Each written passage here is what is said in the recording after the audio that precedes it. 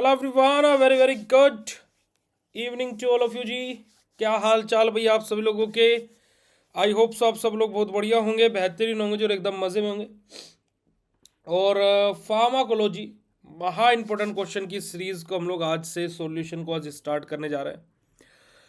सो आप लोगों का पेपर बहुत ही अच्छे से है कराना, ये मैंने आप लोगों से वादा किया था। और आप सभी लोगों को मतलब कि ये पीडीएफ इसी लेक्चर की साइड में मिल जाएगा। सो चलिए बिल्कुल समय को व्यर्थ ना करते हुए स्टार्ट करते हैं आज के सेशन को।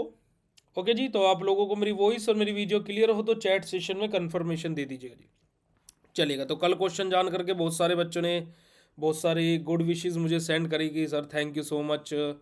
बहुत सारे मैसेजेस मुझे मिले, बहुत सारे डीएम मुझे मिले कर, तो उसके लिए आप सभी लोगों का बहुत बहुत शुक्रिया। बट ये मेरी रिस्पॉन्सिबिलिटी है कि मैं आप लोगों को क्वेश्चंस प्रोवाइड करूं और सारी चीज़ें करूं। चलेगा जी।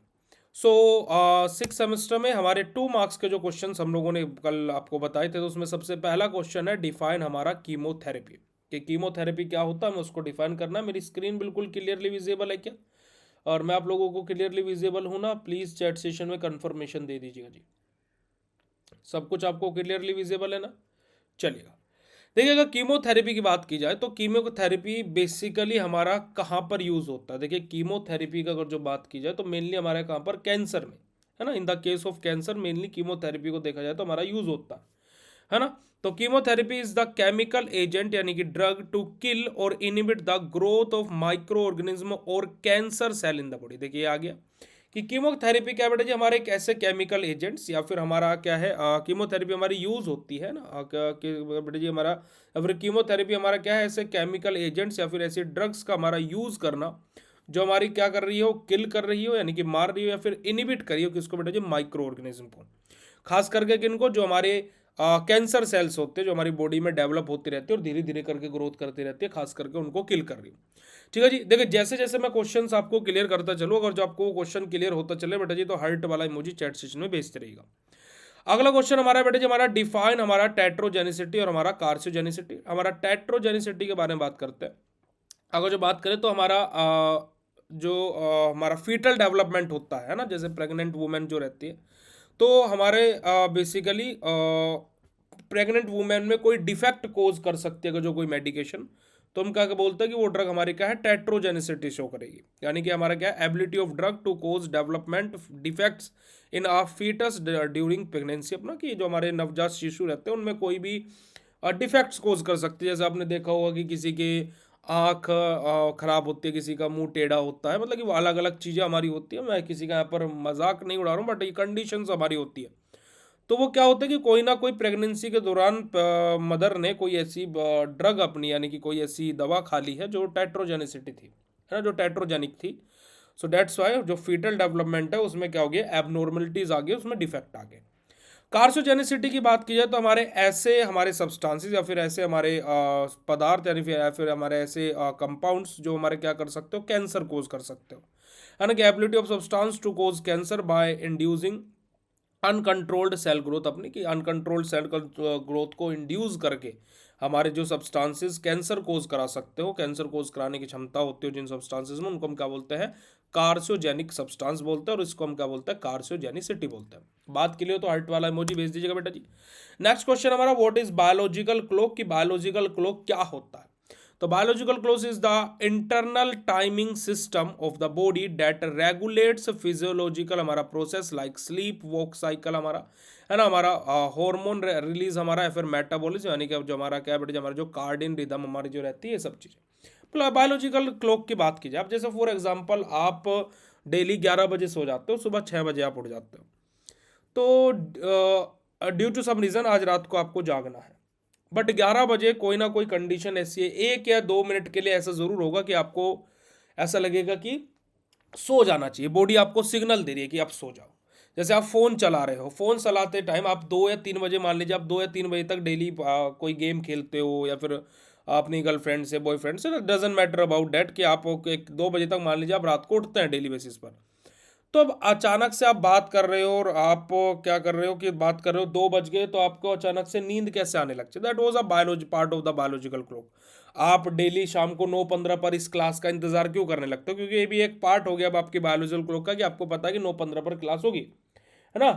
आ रही बात समझ में? नहीं आ रही? तो यही हमारा क्या होता है कि बायोलॉजिकल क्लॉक क्या होता है बेटा, जो हमारा जो बॉडी का जो इंटरनल सिस्टम होता है, जो उनकी टाइमिंग रहती है ना? जैसे स्लीप साइकिल की, हमें किस टाइम सोना है, हम इस टाइम, जैसे मान लीजिए आप सुबह को 4 बजे भी सोए, आप डेली 6 बजे उठ जाते हो, तो गारंटेड एक बार हल्की सी आपकी आंख चाहे भले ही खुले, पर 6 बजे आपकी आंख जरूर खुलेगी, है ना? ये सिंपल सी बात है।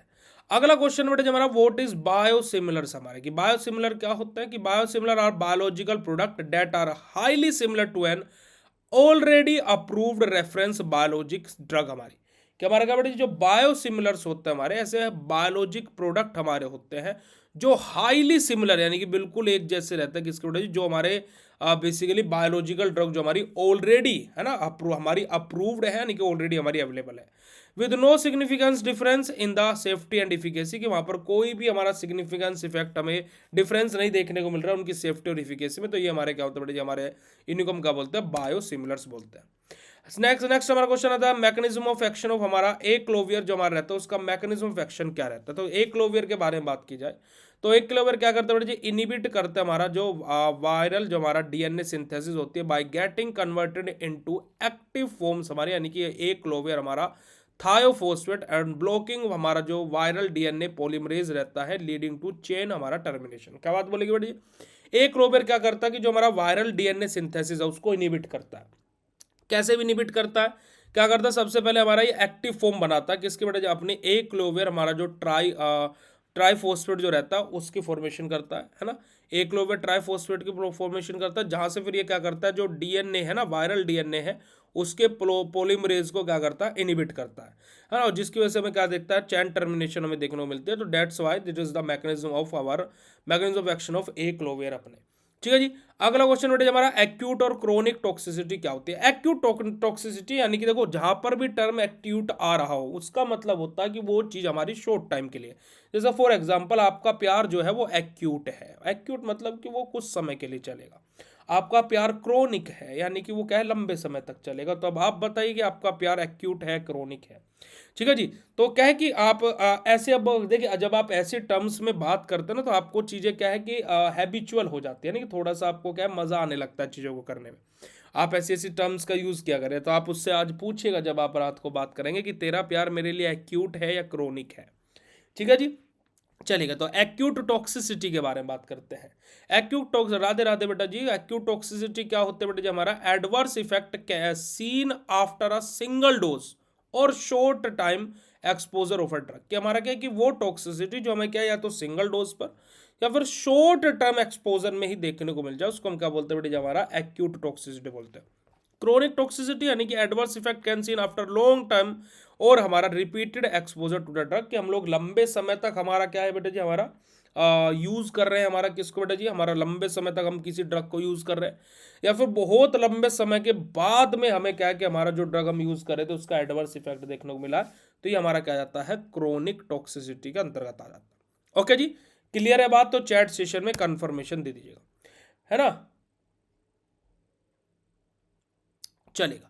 7th क्वेश्चन आ जाता है, डिफाइन हमारा डाइजेस्टेंट्स एंड हमारा म्यूटाजेनिसिटी। की डाइजेस्टेंट्स और म्यूटाजेनिसिटी क्या होती है? डाइजेस्टेंट्स के बारे में बात की जाए तो drug that aid digestion by increasing digestive enzyme और इंप्रूविंग डाइजेस्टिव फंक्शन। हमारा कि हमारे डाइजेस्टेंट क्या होता है, हमारे ऐसे हमारे ड्रग्स जो बेसिकली क्या कर देते हैं, हमारे डाइजेस्टिव एंजाइम को इंक्रीज कर देते हैं, या फिर हमारा जो डाइजेस्टिव फंक्शन होता है उनको इंप्रूव कर देते हैं, तो हमारे क्या होता है, डाइजेस्टेंट्स होते हैं। म्यूटाजेनिसिटी क्या होती है कि हमारे सब्सटेंस की ऐसी एबिलिटी जो जेनेटिक हमारा म्यूटेशन कोज कर सकता हो किसके अंदर, डीएनए के अंदर, वो हमारा क्या होता है बेटा जी, हमारा म्यूटाजेनिसिटी होती है। अगला क्वेश्चन बेटा हमारा जीनोटॉक्सिसिटी क्या होती है हमारे, कि हमारा genotoxicity is the ability of substance to damage genetic material यानी कि डीएनए, लीडिंग टू हमारा म्यूटेशन और कैंसर। हमारा कि क्या है कि हमारा जीनोटॉक्सिसिटी की बात की जाए तो हमारे ऐसे सब्सटेंसेस जिनके पास में ऐसी एबिलिटी, ऐसी क्षमता है जो जेनेटिक मटेरियल यानी कि जैसे हमारा डीएनए उसको डैमेज कर सकते हो, जो हमारा क्या बेटा जी म्यूटेशन और कैंसर कोज कर सकते हो। ये हमारा क्या होता है कि म्यूटेशन और कैंसर को बढ़ावा दे सकते हो, कोज नहीं बढ़ावा दे रहे हो, है ना। तो ये हमारा क्या होता है बेटा जी हमारा जीनोटॉक्सिसिटी होता है। बात करते हैं बेटा हमारा 9th क्वेश्चन हमारा, 2 drug use in the management of COPD की कौन कौन सी 2 ड्रग के नाम हमें बताना है जो हमारे सीओपीडी यानी कि हमारा बेटा जी सीओपीडी की फुल फॉर्म बताइएगा। चलिए आप लोग, अब मैं आखिरी के 2 शब्द आपको बता देता हूं, पल्मोनरी डिसीज अपना, तो पूरी फुल फॉर्म आप लोग बताइएगा। तो यहाँ पर हमारा एग्जाम्पल आ जाएगा साल्ब्यूटामोल और हमारा क्या बेटा जी हमारा एप्टोमनियम, हमारा जो ब्रोमाइड है, ये दोनों के दोनों हमारे क्या बेटा जी हमारा सीओपीडी के मैनेजमेंट में यूज होने वाली 2 ड्रग्स है।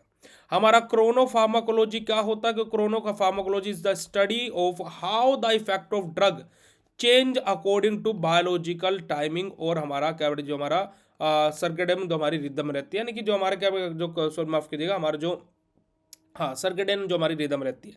कि क्रोनोफार्माकोलॉजी क्या होता है कि बेटा जी हमारा जो ड्रग के इफेक्ट में जो चेंजेस आ रहे हैं अकॉर्डिंग टू बायोलॉजिकल टाइमिंग अपना, तो वही हमारा क्या होता है बेटा जी हमारा क्रोनोफार्माकोलॉजी हमारा होता है। और 2 मार्क्स से जो मैंने आपको महा इंपॉर्टेंट क्वेश्चन बताए थे वो इसी के साथ में हमारे समाप्त होता है। अगर जो आप लोगों को क्लियर हुए हों तो चैट सेशन में अपना कंफर्मेशन दे देंगे विद योर हार्ट वाला emoji.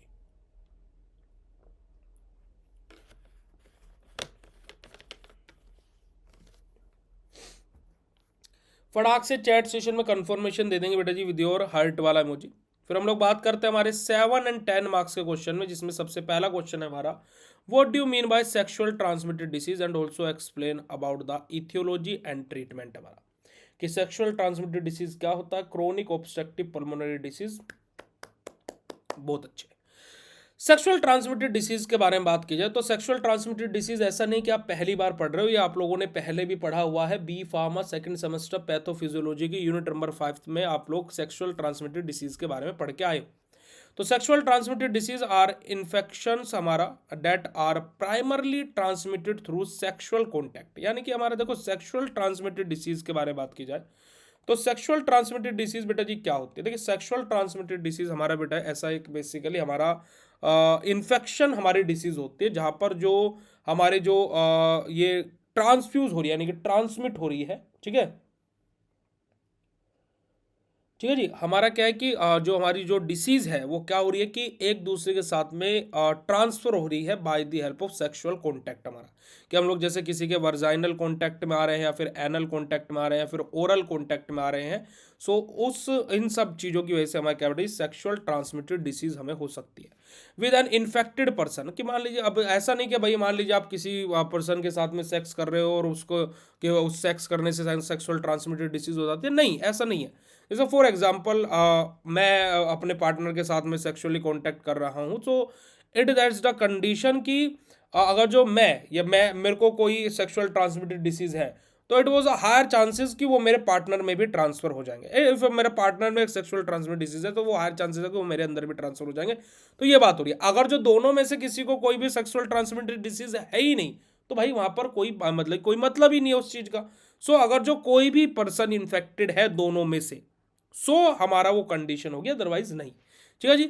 They can also spread through हमारा ब्लड ट्रांसफ्यूजन, की ब्लड ट्रांसफ्यूजन के थ्रू भी हमारा सेक्सुअल ट्रांसमिटेड डिसीज फैल सकती है। या फिर कोई शेयर्ड निडिल है कि जैसे फॉर एग्जांपल कि किसी को सेक्सुअल ट्रांसमिटेड डिसीज है, उसकी निडिल से उसको इंजेक्शन लगा, अब वही सेम निडिल मेरे को लगा दी गई तो भी वो डिसीज स्प्रेड हो सकती है, फैल सकती है।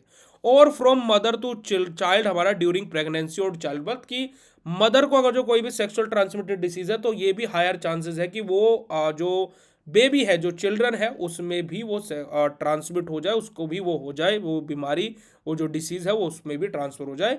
इट इज नॉट कि कंपलसरी कि वो सेक्सुअली कॉन्टैक्ट से ही होता है, but the thing was that कि मेनली वो सेक्सुअल कॉन्टैक्ट से फैलती है, बट बेसिकली ब्लड ट्रांसफ्यूजन या फिर निडल शेयर या फिर जो मदर है अगर जो उसको सेक्सुअल ट्रांसमिटेड डिसीज है तो बेबी में भी वो ट्रांसफर हो सकती है, ठीक है। इथियोलॉजी की बात की जाए यानी कि कोजेज क्या क्या है सेक्सुअल ट्रांसमिटेड डिसीज के, तो हमारा different type of micro organism जैसे हमारा बैक्टीरियल इन्फेक्शन हमारा रहता है, ठीक है, जैसे हमारा गोनरिया हो जाएगा, हमारा सिफेलिस हमारा हो जाएगा, है ना, हमारा चिमाइडिन हमारा हो जाएगा, तो ये चिलमाइडिन हमारा हो जाएगा। ये हमारा क्या बेटा जी अलग अलग हमारे क्या बैक्टीरियल इन्फेक्शन के कारण हमारी होने वाली सेक्सुअल ट्रांसमिटेड डिसीज है।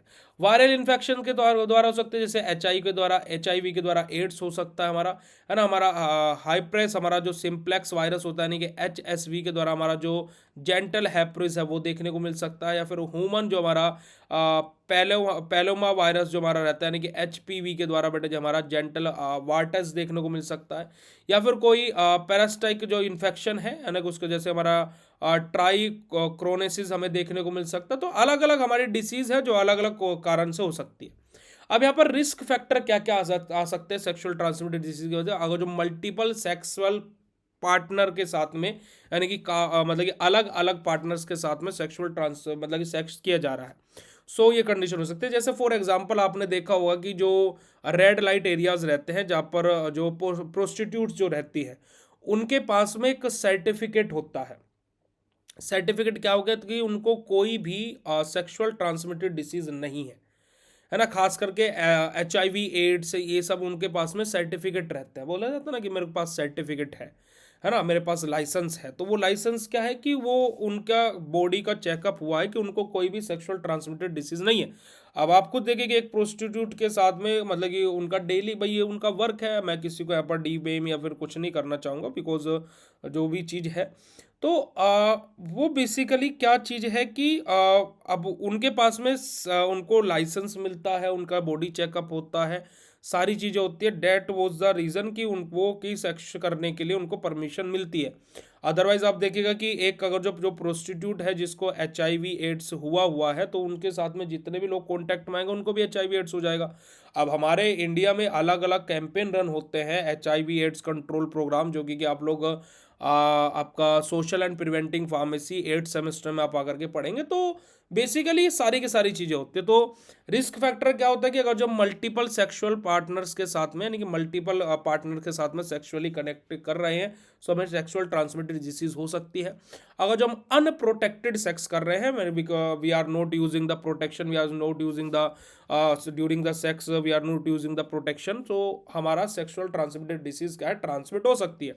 अगर जो पुअर हाइजीनिक कंडीशन में, यानी कि प्रॉपर हाइजीन के साथ में सेक्स नहीं हो रहा है, so that was the also a reason कि सेक्सुअल ट्रांसमिटेड डिसीज हमारी कोज हो सकती है। शेयरिंग निडिल, हमारी की अलग अलग जो निडिल्स है वो शेयर की जा रही है कि वही निडिल मेरे को लगा दी गई, वो निडिल दूसरे को लगा दी गई, तो हो सकता है। और लैक ऑफ अवेयरनेस की सही जानकारी का ना होने से भी ये रिस्क फैक्टर बढ़ सकते हैं सेक्सुअल ट्रांसमिटेड डिसीज के, यानी कि STD के। ओके जी।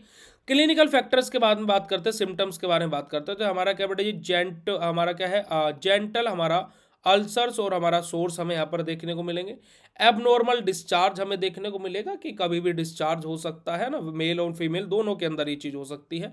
बर्निंग सेंसेशन हो सकते हैं जब आप यूरिनेशन करेंगे। जब आप यूरिनेशन करोगे तो जो मेल रहेंगे उनके पेनिस में, या फिर जो फीमेल रहेंगे उनकी वर्जाइना में बर्निंग सेंसेशन, इनकी जलन टाइप महसूस हो सकती है। ईचिंग या फिर इरिटेशन हो सकती है। और कुछ केसेस में तो बेटे जी हमारा क्या है कि कोई सिम्टम्स भी नहीं होते हैं, यानी कि कोई सिम्टम्स भी शो नहीं होते हैं और सेक्सुअल ट्रांसमिटेड डिसीज हो जाती है। ठीक है जी, चलेगा। अब ट्रीटमेंट की बात की जाए तो हमारा ट्रीटमेंट डिपेंड करता है कि हमारा कैसे ऑर्गेनिज्म के ऊपर कैसे चीज़ें हमारी हुई है। जैसे कि हमारा बैक्टीरियल STDs है तो वहाँ पर हम लोग एंटीबायोटिक्स हमारे देते हैं, जैसे कि हमारा एजिथ्रोमाइसिन हो गया, हमारा डॉक्सासाइक्लिन हो गया, हमारा पेनिसिलिन हो गया। अगर जो कोई वायरल सेक्सुअल ट्रांसमिटेड डिसीज है तो in the case of viral sexual transmitted disease तो वहाँ पर हम लोग एंटीवायरल ड्रग देते हैं। जैसे हमारा एक्लोवियर्स हो गया, किसके लिए बेटे, हमारा हेप्रोसिस के लिए। हमारा हमारा जो और रेट्रोवायरल जो हमारी थेरेपी होती है किसके लिए बेटे, हमारे HIV के लिए, है ना। नॉट कंप्लीटली क्यूरेबल रहता है बट, लेकिन हमारे वहाँ पर की एक 100% क्यूरेबल ट्रीटमेंट नहीं है। But the thing was that कि हम वहाँ पर क्या कर सकते हैं, हमारी चीज़ों को कंट्रोल कर सकते हैं कि ज़्यादा ना फैले। भाई देखो, एक मान लीजिए किसी के खेत में आग लगी है, भगवान ना करे नारायण कभी भी किसी के साथ में ऐसा हो, परंतु कि मान लीजिए किसी खेत में आग लगी है, अब हम ये थोड़े ना लेकर के बैठ जाएंगे कि जब पूरी लग जाएगी तो तब देखेंगे। नहीं भाई, अब वो जल रहा है तो हम सोचेंगे कि जितना बच सकता उतना तो बचे। समझ रहे नहीं समझ रहे हो। हमारा पैरास्टिक हमारा जो सेक्सुअल ट्रांसमिटेड डिसीज होती है वहाँ पर हम लोग ट्रीटमेंट देते हैं। अब जो हमारे हमारा प्रोटोजोल ड्रग रहती है, जैसे कि हमारा माइट्रोनिडाजोल है हमारा, ये सब हमारे यहाँ पर ट्रीटमेंट के लिए दिए जाते हैं। प्रिवेंशन क्या यूज कर बेटे, क्या क्या प्रिवेंशन है, क्या क्या प्रिकॉशंस हम लोग अप्लाई कर सकते हैं। हम लोग कॉन्डम का यूज कर सकते हैं, यानी कि हमारा जो जब हम लोग प्रोटेक्शन के तौर पर हम लोग कॉन्डम्स का यूज कर सकते हैं। और हमारा रेगुलर हमारा स्क्रीनिंग कर सकते हैं और टेस्टिंग हम लोग कर सकते हैं। हमारे जो मल्टीपल पार्टनर्स के कॉन्टैक्ट में आना हम लोग अवॉइड कर सकते हैं। और हेल्थ एजुकेशन और अवेयरनेस प्रोग्राम को रीड करते रहना चाहिए, जो आप लोग social and preventing pharmacy 8 semester में आकर के पढ़ेंगे। वैक्सीनेशन आपको लेते रहना चाहिए, जैसे कि HPV वैक्सीन जो हमारी रहती है, ये सब चीज़ आपको। तो कंक्लूजन की बात की जाए तो सेक्सुअल ट्रांसमिटेड डिसीज जो रहती है वो हमारा मेजर पब्लिक हेल्थ कॉर्नर हमारा रहता है। बट अर्लियर डायग्नोसिस अगर जो कर लिया जाए और प्रॉपर ट्रीटमेंट दे दिया जाए तो हम लोग क्या बेटे जी, हमारा जो ब्रूटल यानी कि जो ये स्प्रेड हो सकता है, जो कि बाद में जाकर के कंट्रोलेबल भी नहीं रहेगा, तो उसको हम क्या कर सकते हैं, प्रिवेंट कर सकते हैं, उससे बचाव कर सकते हैं। यही हमारा क्या होता है, सेक्सुअल ट्रांसमिटेड डिसीज होता है। अगर जो बात क्लियर हो तो चैट सेशन में हार्ट वाला इमोजी भेज देंगे। फिर उसके बाद में हम लोग अगले क्वेश्चन की तरफ मूव करेंगे, जहां पर हम लोग classify anti cancer drug, right mechanism of action, side effect and use of हमारा एल्काइलेटिंग एजेंट्स के बारे में बात करेंगे। तो अगर जो बात क्लियर हुई हो तो बेटा जी चैट सेशन में कंफर्मेशन दे दीजिएगा, write down in chat session फटाक से।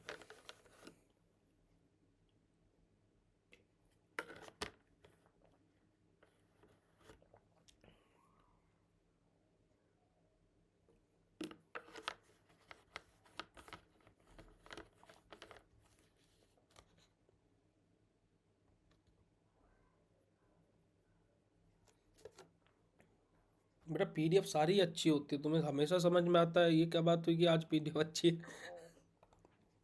चलिए बात करते बेटे हमारे एंटी कैंसर ड्रग्स के बारे में। एंटी कैंसर ड्रग के बारे में बात की जाए तो एंटी कैंसर ड्रग हमारी क्या होती है, यानी कि जो कैंसर के अगेंस्ट में काम करेगी। एंटी मतलब उल्टा, चाहे वो एंटी टेररिज्म हो, जो टेररिस्ट के अगेंस्ट में काम कर रहे हैं, जो हमारा क्या है, जैसे अभी हम लोग बात करें, अभी जैसे इलेक्शन हो रहा था तो एंटी BJP बोल देंगे, जो BJP के अगेंस्ट में काम कर रहे हो, है ना। हमारा एंटी कांग्रेस बोल देंगे, जो कांग्रेस के अगेंस्ट में काम कर रहे हो। तो एंटी जहां पर भी आ जाए और जिसके आगे लगाओ, जैसे एंटी पुनित हो गया, यानी कि जो पुनित के अगेंस्ट में काम कर रहे हैं, तो एंटी मतलब अगेंस्ट, और जिसके आगे लगाओ, जैसे मैं बोलता हूँ एंटी खुशबू, यानी कि खुशबू के अगेंस्ट में।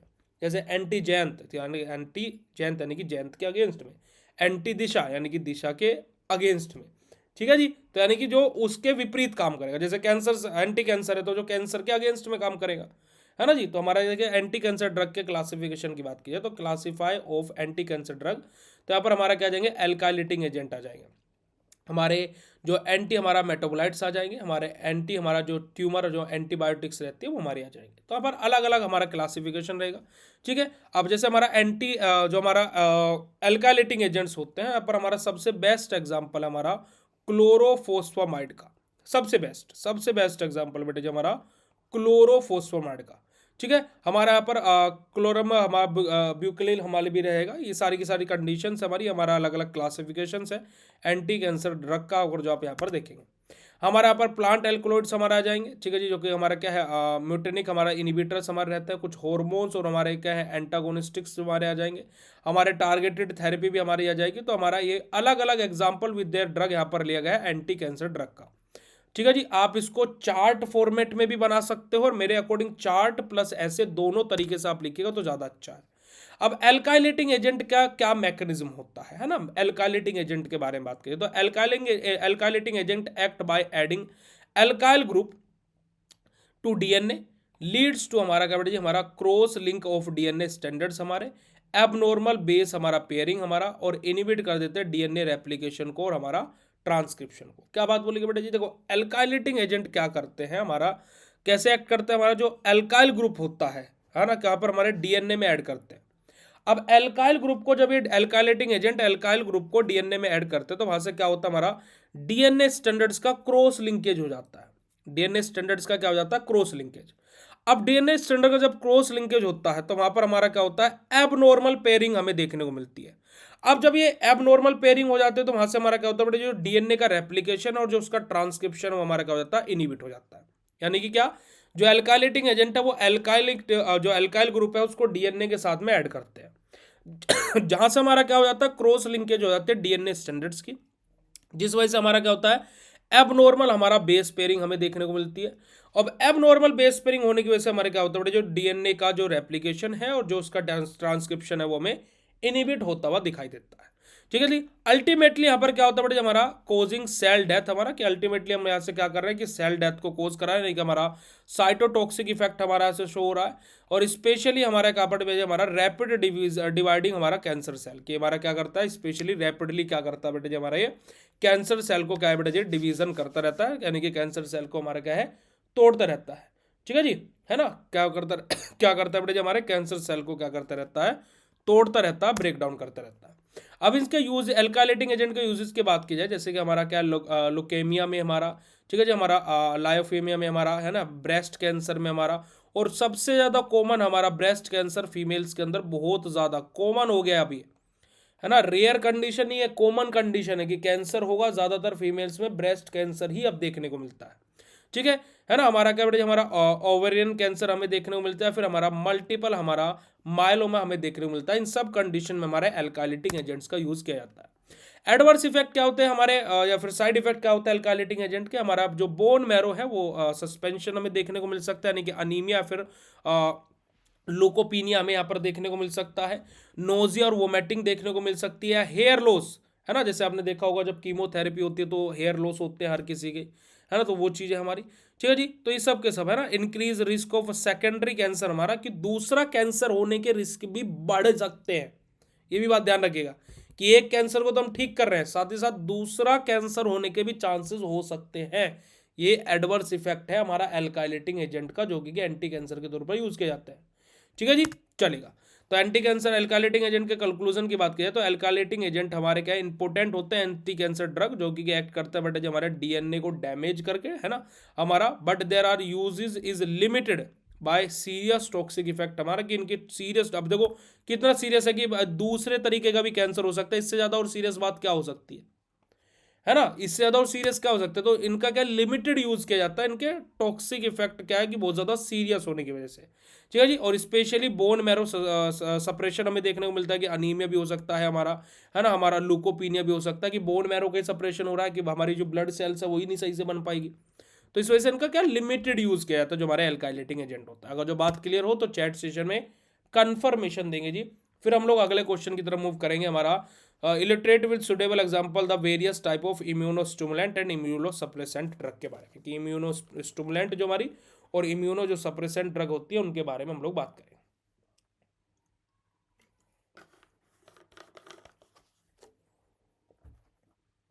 अभी तक की क्लास में अगर सब कुछ क्लियर हो तो फटाक से चैट सेशन में कंफर्म कर दीजिए।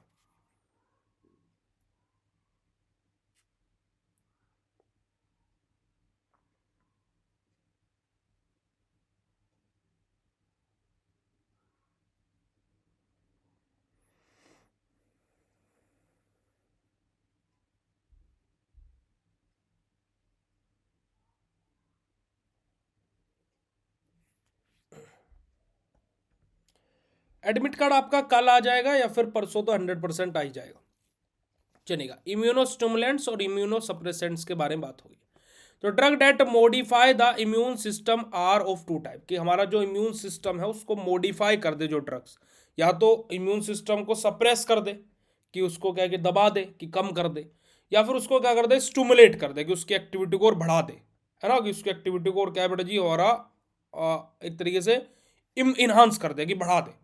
ठीक है जी, तो हमारा दो तरीके हो सकते हैं भाई, देखिएगा। इम्यूनोस्टिमुलेंट्स क्या करते हैं हमारा इनहेंस करते हैं इम्यून रिस्पॉन्स को, इम्यूनोसप्रेसेंट क्या करते हैं बेटे हमारे सप्रेस और रिड्यूस इम्यून रिस्पॉन्स। देखो दो ही चीज है, कि या तो इनहेंस कर रहे हैं कि बढ़ा रहे हैं इम्यून रिस्पॉन्स को, या फिर सप्रेस यानी कि रिड्यूस कर रहे हैं इम्यून रिस्पॉन्स को। ठीक है जी, चलेगा। अब इम्यूनोस्टिमुलेंट्स के बारे में बात होगी। तो इम्यूनोस्टिमुलेंट हमारे एजेंट डेट स्टिमुलेट और boost the immune system to fight infection और डिसीज, की जैसे कोई इन्फेक्शन हो गया बॉडी में या फिर कोई डिसीज होगी, तो हमारे इम्यून सिस्टम को स्टिमुलेट करना यानी कि बढ़ाना, बूस्ट करना, तो ये काम कौन करते हैं बेटे हमारे इम्यूनो स्टिमुलेंट्स करते हैं। जैसे कि एग्जांपल हमारा जैसे स्पेशल इम्यूनो स्टिमुलेंट्स हमारे जाएंगे, जैसे कि वैक्सीन हमारे, जैसे बीसीजी वैक्सीन हमारा जाएगा, या फिर हमारा हेपेटाइटिस बी वैक्सीन हमारा जाएगा। हमारा स्पेसिफिक इम्यूनो स्टिमुलेंट जैसे कि हमारा क्या बेटे हमारा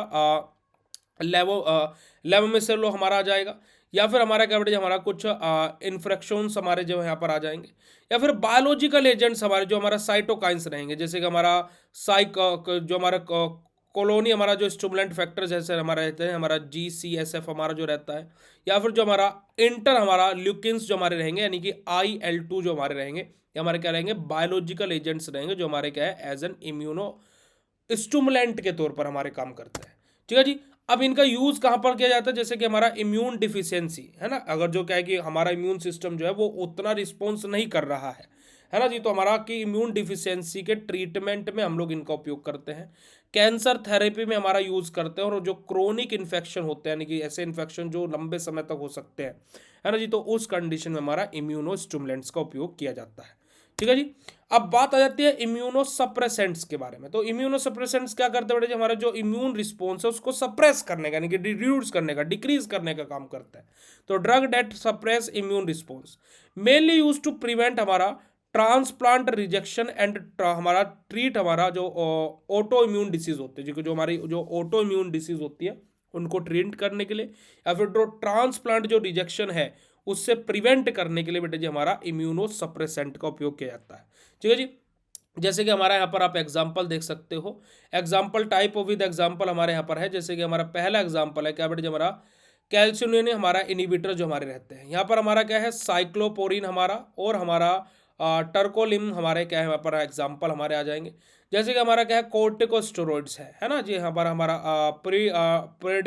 प्रेडिनोसोल हमारा आ जाएगा, या फिर डोक्सामिथोसोन हमारा आ जाएगा। ये सब के सब हमारे क्या बेटे जी हमारे इम्यूनो सप्रेसेंट्स हमारे होते हैं। यहाँ पर हमारे एंटी मेटाबोलाइट्स आ जाएंगे, जैसे कि हमारा एजिथ्रोपोइरिन हमारा आ जाएगा, या फिर हमारा मिथाइल टेट्रोक्सेट हमारा यहाँ पर आ जाएगा, या फिर एमटोर हमारा इनिबिटर हमारा आ जाएंगे, जिसका जैसे एग्जांपल हमारा सारोलेमास हमारा एग्जांपल आ जाएंगे। बायोलॉजिकल एजेंट्स हमारे इम्यूनो सप्रेसेंट के अंदर एग्जांपल आ जाएंगे, जैसे कि हमारा मोनोकोनल जो हमारी एंटीबॉडी होती है, यानी कि हमारा जो MCD3 जो हमारा रहता है, यानी कि हमारा म्यूरोमोम्बिक जो हमारा CD3 होता है, सब के सब हमारे क्या होते हैं इम्यूनो सप्रेसेंट के एग्जाम्पल होते हैं। अगर जो यूज़ की बात की तो हमारा जैसे कोई ऑर्गन ट्रांसप्लांटेशन करना है, कि कोई ऑर्गन ट्रांसप्लांट होना है, तो उस कंडीशन में हम लोग इम्यूनो सप्रेसेंट्स का यूज़ करते हैं। कोई हमारा ऑटो इम्यून डिसीज हो गई है जैसे रोमेथोइड अर्थराइटिस है, तो उस कंडीशन में हम लोग इम्यूनो सप्रेसेंट का यूज़ करते हैं। कोई एलर्जिक कंडीशन है तो उस टाइम पर भी हम लोग इम्यूनो सप्रेसेंट्स का यूज़ करते हैं। एडवर्स इफेक्ट की बात की जाए तो बेटे हमारा यहाँ से इंक्रीज हो जाता है, बेटे हमारा इन्फेक्शन का रिस्क हमारा यहाँ से बढ़ जाता है। साथ ही साथ बोन मैरो सप्रेशन हमें यहाँ पर देखने को मिलता है, और जो ऑर्गन टॉक्सिसिटी है यानी कि जैसे किडनी या लीवर की टॉक्सिसिटी, ये हमें यहाँ से देखने को मिलती है इन द केस ऑफ हमारा इम्यूनो सप्रेसेंट्स। ठीक है जी। अगर जो कंक्लूजन की बात करें तो इम्यूनो स्टिमुलेंट क्या करते हैं हमारे इम्यूनिटी को बढ़ाते हैं, इनहांस करते हैं। वहीं पर जो हमारे इम्यूनो सप्रेसेंट होते हैं वो क्या करते हैं बेटे हमारे इम्यूनिटी को क्या कर देते हैं बेटे हमारे रिड्यूस कर देते हैं, कम कर देते हैं, डिक्रीज कर देते हैं। ठीक है, हमारे दोनों के दोनों इंपॉर्टेंट होते हैं, हमारे क्लिनिकल प्रैक्टिस और हमारा ताकि की चीज़ें।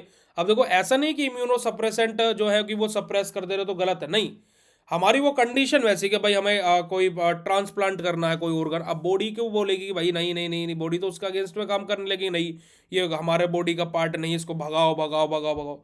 तो वहाँ पर हम लोग इम्यूनो सप्रेसेंट्स यूज़ करते हैं, जैसे रूमेथोइड अर्थराइटिस हो गया इस कंडीशन में। तो हमारा क्या है कि बेसिकली हमारा डिपेंडिंग ऑन द कंडीशन की कैसी कंडीशन है ना, तो उस कंडीशन के बेसिस पर हम लोग कि अगर जो इम्यूनो सप्रेसेंट की जरूरत है तो हम लोग इम्यूनो सप्रेसेंट के इम्यून सिस्टम को हम सप्रेस भी करेंगे, और अगर जो हमें इम्यून सिस्टम के रिस्पॉन्स को स्टिमुलेट करना बढ़ाना तो इम्यूनो स्टिमुलेंट्स भी हम देंगे। हमारी कंडीशन कैसी है उसके ऊपर हमारी ये चीज़ डिपेंड करती है। ठीक है जी। तो आज के सेशन में हम लोग इतना ही पढ़ेंगे, और अगर जो आप लोगों को जितना मैंने आज बताया अगर जो मेरे गुड्डू गुड़ियाओं को क्लियर हुआ हो तो फटाक से चैट सेशन में कंफर्मेशन दे दीजिए जल्दी से जी। क्लियर है?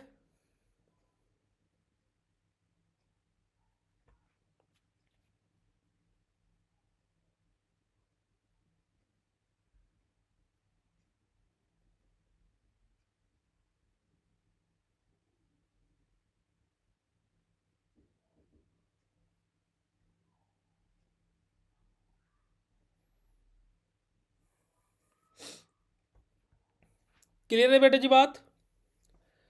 अभी आपका बस ये सेशन जैसे ही एंड होगा तुरंत इसका पीडीएफ आपके कोर्स के अंदर अपलोड हो रहा है, तो आप देख लीजिएगा अपना पीडीएफ तुरंत के तुरंत मैं अपलोड करा रहा हूँ। बाकी आपके कल आपकी दिन में हम क्लास कंडक्ट करेंगे, जहाँ पर कोलॉजी के कल दिन में हम पूरा अपना ख़त्म कर चुके होंगे जितने भी हमारे महा इंपोर्टेंट क्वेश्चन है बेटा जी, और कल शाम को हमारी मेडिसिनल के महा इंपोर्टेंट क्वेश्चन आपको मिल जाएंगे। ओके, ठीक है जी। तो क्लास कैसी लगी, अपना एक छोटा सा फीडबैक मुझे दीजिएगा ताकि कि मैं देख सकूं कि मेरे जितने भी यहाँ पर गुड्डू गुड़िया हैं सभी को क्लास पसंद आई है या फिर नहीं आई है। प्लीज़ अपना फीडबैक ज़रूर दीजिएगा because your feedback is very important for me. ठीक है जी, तो आपके ये पीडीएफ आपके कोर्स के अंदर मैं जस्ट अभी के अभी अपलोड करा रहा हूँ, तो आप लोग इसको देख सकते हो। Hello everyone, a very very good morning to all of you जी। कैसे हैं आप सभी लोग? आई होप आप सब लोग बहुत बढ़िया होंगे, बेहतरीन होंगे जी और एकदम मज़े में होंगे। क्या हाल चाल भैया आप सभी लोगों के? कैसे हैं भैया आप सभी लोग? A very very good morning, good morning, good morning जी। चलेगा। सो आज हम लोग हमारा बहुत ही इम्पोर्टेंट सेशन, जो कि हम लोग अपनी महा इम्पोर्टेंट क्वेश्चन को हम लोग अपना स्टडी कर रहे थे, उसी को हम लोग कंटिन्यू करने वाले हैं। और हम लोगों ने 2 मार्क्स के सारे क्वेश्चन अपने स्टडी कर लिए थे और हम लोगों ने क्वेश्चन नंबर 3 तक अपने महा इम्पोर्टेंट क्वेश्चन में पढ़ लिया था, अगर जो आप सभी लोगों को लास्ट क्लास का याद होगा तो, है ना। हम लोगों ने क्या कर लिया था, अपना 2 मार्क्स के क्वेश्चन और स्टार्टिंग के 3 क्वेश्चन हम लोगों ने महा इंपोर्टेंट क्वेश्चन में पढ़ लिए थे, है ना। हमारा 4th क्वेश्चन हमारा जो कि है what do mean by anti tubercular agents with their classification and also explain the mode of action PAS DQTS therapy and हमारा आइसोनियाजाइड के बारे में हम लोगों को पढ़ना है ना जी। चलेगा, अब देखिएगा एंटी ट्यूबिकुलर एजेंट क्या होते हैं। देखिए ट्यूबरक्लोसिस होता है, टीबी जिसको हम बोलते हैं, उसको ठीक करने के लिए, है ना, उसका ट्रीटमेंट करने के लिए जो दवाई दी जाती है वो एंटी ट्यूबिकुलर एजेंट होता है ना। तो हम लोग इसको क्या बोल सकते हैं कि एंटी ट्यूबिकुलर एजेंट हमारे, है ना, anti tubercular agent are that type of agent which are use to treat the tuberculosis, है ना जी। तो देखिएगा डेफिनेशन हमारी, anti tubercular agent are drug use for the treatment and prevention of tuberculosis cause by, किसके बाद, जो हमारा मायोबैक्टीरियम, हमारा ट्यूबरक्लोसिस जो हमारा बैक्टीरिया होता है जिसके द्वारा हमारा टीबी यानी कि ट्यूबरक्लोसिस होता है, उस बैक्टीरिया से, है ना, कोज यानी कि उस बैक्टीरिया से क्या बेटा जी, प्रिवेंट करने के लिए, बचाने के लिए या फिर ट्रीटमेंट करने के लिए जिन ड्रग्स को यूज करते हैं उनको हम लोग एंटी ट्यूबिकुलर एजेंट बोलते हैं। ठीक है, these drug either kill the bacteria यानी कि बैक्टीरियोसाइडल और इनहिबिट देयर ग्रोथ यानी कि बैक्टीरियोस्टेटिक। अब हमारी जो एंटी ट्यूबिकुलर एजेंट बेटा ये दोनों तरीके से काम कर सकती है, या तो हमारा ये बैक्टीरियोसाइडल इफेक्ट शो करेगी या फिर बैक्टीरियोस्टेटिक। अब बैक्टीरियोसाइडल क्या होता है, बैक्टीरिया को साइड कर देना। साइड करना मतलब क्या, कि उनको मार करके उनको खत्म कर देना, है ना, यानी कि क्या करना, किल करना। या तो बैक्टीरिया को किल करेगी, जो हमारे मायो बैक्टीरिया में ट्यूबरक्लोसिस जो बैक्टीरिया है, जो हमारी एंटी ट्यूबिकुलर एजेंट रहेंगे वो या तो इनको किल करेंगे, मार देंगे इनको, या फिर इनकी ग्रोथ को इनहिबिट कर देंगे। भाई देखो तुम जितना बढ़ गए हो ठीक है, बस अब यही रुक जाओ, है ना, हमें ज़्यादा मारकाट पसंद नहीं है, तुमने जितना हिस्सा ले लिया पर अब इससे आगे मत बढ़ो। तो या तो उनकी ग्रोथ को इनहिबिट करेंगे यानी कि बैक्टीरियोस्टेटिक एक्शन दिखाएंगे, या फिर बैक्टीरियोसाइडल एक्शन अपना शो करेंगे। ठीक है जी, चलिए अब देखो, जैसे मैं स्लाइड को पलटा करूं, आप लोगों को अगर जो क्लियर हुआ करे तो हार्ट वाला इमोजी भेज दिया करो। अब एंटी ट्यूबिकुलर ड्रग का, जो हमारे एंटी ट्यूबिकुलर ड्रग रहते हैं उनके क्लासिफिकेशन की बात करें तो हमारी फर्स्ट लाइन ड्रग हमारी रहेगी, जिनको हम प्राइमरी ड्रग्स भी बोलते हैं। दीज आर मोस्ट इफेक्टिव और कॉमनली यूज्ड हमारी ड्रग है, जैसे कि हमारा यहाँ पर सबसे बेस्ट रहता है आइसोनियाजाइड, है ना, हमारा रेम्फेसिन हमारा, है ना, हमारा इथोब्यूटोल हमारा पायराजिनामाइड हमारा, ठीक है जी, हमारा स्पेक्ट्रोमाइसिन हमारा। तो हमारा क्या बेटा, हमारी अलग अलग हमारी फर्स्ट लाइन ड्रग है, यानी कि जो प्राइमरी ड्रग होती है, यानी कि जो most commonly anti tubercular agent के तौर पर यूज की जाती है। हमारी सेकेंड लाइन ड्रग जो हमारी रहती है, जो कि हमारी रिवर्स ड्रग हमारी रहती है, यानी कि हमारा यूज इन हमारा रेजिस्टेंट टीबी और when first line drug fail, हमारी की सेकेंड लाइन ड्रग हमारी क्या। अब जैसे देखो, आपने देखा होगा कि अभी क्रिकेट चल रहा है ना, IPL चल रहा है, तो IPL में आप क्या देखे हैं कि बहुत सारे खिलाड़ी ऐसे होते हैं जैसे इम्पैक्ट प्लेयर होता है ना, कि अगर जो क्या होता है, इम्पैक्ट प्लेयर का काम क्या होता है, जैसे फॉर एग्जांपल टीम खेल रही है, अब मान लीजिए 150 रन बने किसी टीम के, जैसे अभी लोवेस्ट स्कोर बना था दिल्ली कैपिटल का, तो उस टाइम पर क्या है कि जो दूसरी टीम थी उसने इम्पैक्ट प्लेयर का अपना यूज़ नहीं किया। क्यों नहीं किया, क्योंकि भाई जो सेकंड लाइन ड्रग है वो कब काम आएगी, जब फर्स्ट लाइन ड्रग फेल होगी। भाई जो टीम 11 प्लेयर की टीम जो अभी उतरी है मैदान में, मान लीजिए अभी जैसे कल किंग्स 11 पंजाब का मैच हो रहा था सनराइजर हैदराबाद के साथ में, अब किंग्स 11 पंजाब अगर जो कैचेज ना छोड़ती, है ना, बोलते ना कैचेज विन मैचेस, तो अगर जो कैचेस ना छूटते तो इम्पैक्ट प्लेयर की जरूरत ही ना पड़ती, क्योंकि सनराइजर्स हैदराबाद जल्दी कम स्कोर पर आउट हो जाती। तो हमारा वही चीज़ है कि सेकंड लाइन ड्रग जो हमारे रिजर्व में है, अगर जो फर्स्ट लाइन ड्रग काम नहीं करी तो सेकंड लाइन ड्रग तब हमारी आती है। ठीक है जी। यहाँ से हमारा जैसे कि हमारा पास आ जाएगा ना, जैसे हम लोग PAS के बारे में बात करें तो हमारा देखो ये रहा PAS हमारा, है ना जी। तो हमारा क्या बेटा जी, PAS हमारा क्या सेकंड लाइन ड्रग होती है एंटी ट्यूबरकुलर एजेंट की। ठीक है जी। हमारा पैरामाइनो सैलिसिलिक एसिड हमारा रहेगा। ठीक है जी। हमारा इथियोमाइड हमारा रहेगा, हमारा साइक्लोसेरिन हमारा रहेगा। ठीक है जी। हमारा ये सारी की सारी जो ड्रग रहेंगे, जैसे हमारा ओफ्लक्सिन हम जो हमारा रहेगा, या फिर लीवोफ्लोक्सिन जो हमारा रहेगा, इस सब की सब हमारी क्या रहती है बेटे जी, हमारी सेकेंड लाइन ड्रग रहती है। ठीक है जी। चलिएगा, अब मोड ऑफ एक्शन के बारे में बात करते हैं कि जो हमारा आइसोनियाजाइड है ना, जिसको हम लोग INH भी बोल रहे हैं, आइसोनियाजाइड हमारा। ठीक है जी। INH अपना क्या, आइसोनियाजाइड जो अपना है, ये हमारा क्या होता है बेटे जी, इसका मोड ऑफ एक्शन क्या होता है। तो देखिए हमारी it is a pro drug activated by bacterial enzyme, कि हमारी जो आइसोनियाजाइड है वो हमारी क्या एक प्रो ड्रग है। अब प्रो ड्रग है मतलब कि क्या होगी बेटा जी, प्रो ड्रग का कॉन्सेप्ट क्या है कि हमारी बॉडी के अंदर, है ना जी, हमारी बॉडी के अंदर ही क्या होगी बेटा जी, हमारी बॉडी के अंदर ही कैसे जाएगी, बताओ बताओ बताओ। प्रो ड्रग अगर जो देखा जाए तो हमारी बॉडी के अंदर कैसे जाती है, इनएक्टिव फॉर्म में जाती है, आफ्टर मेटाबॉलिज्म में क्या होती है, एक्टिव फॉर्म में कन्वर्ट होती है। यही तो प्रोडक्ट का कॉन्सेप्ट होता है।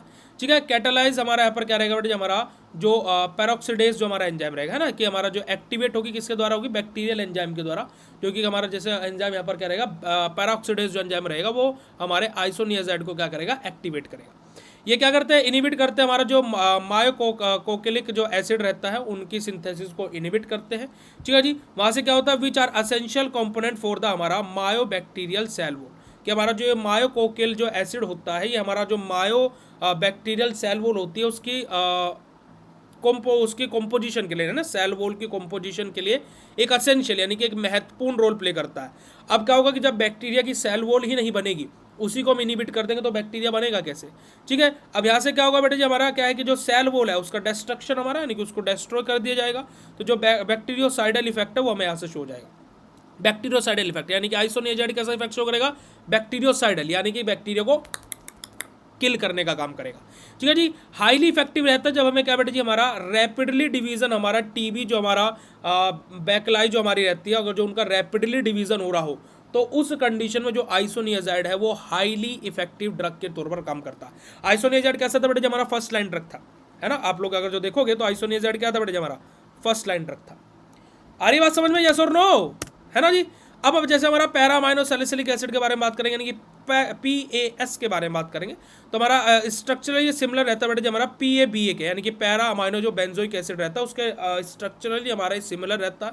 ये हमारा कैसे ऐसा एज एन एंटी मेटाबोलाइट हमारा एक्ट करता है बेटा जी। हमारा ये जो फोलिक एसिड सिंथेसिस है किसके अंदर, बैक्टीरिया के अंदर, उसको इनिबिट करता है ना। ये क्या करता है बेटा, DNA की सिंथेसिस को ब्लॉक करता है, जिससे हमें क्या बैक्टीरियोस्टेटिक इफेक्ट होता है, यानी कि जो हमारा PAS है वो बैक्टीरियोस्टेटिक, यानी कि हमारा बैक्टीरिया की ग्रोथ को इनिबिट करने का काम कर रहा है। ठीक है जी। हमारा क्या इनिबिट की भाई रुक जाओ, देखो तुम जितना बढ़ेगा ठीक है, अब आप यहीं पर रुक जाओ, इससे आगे मत बढ़ना वरना फिर काम गलत हो जाएगा।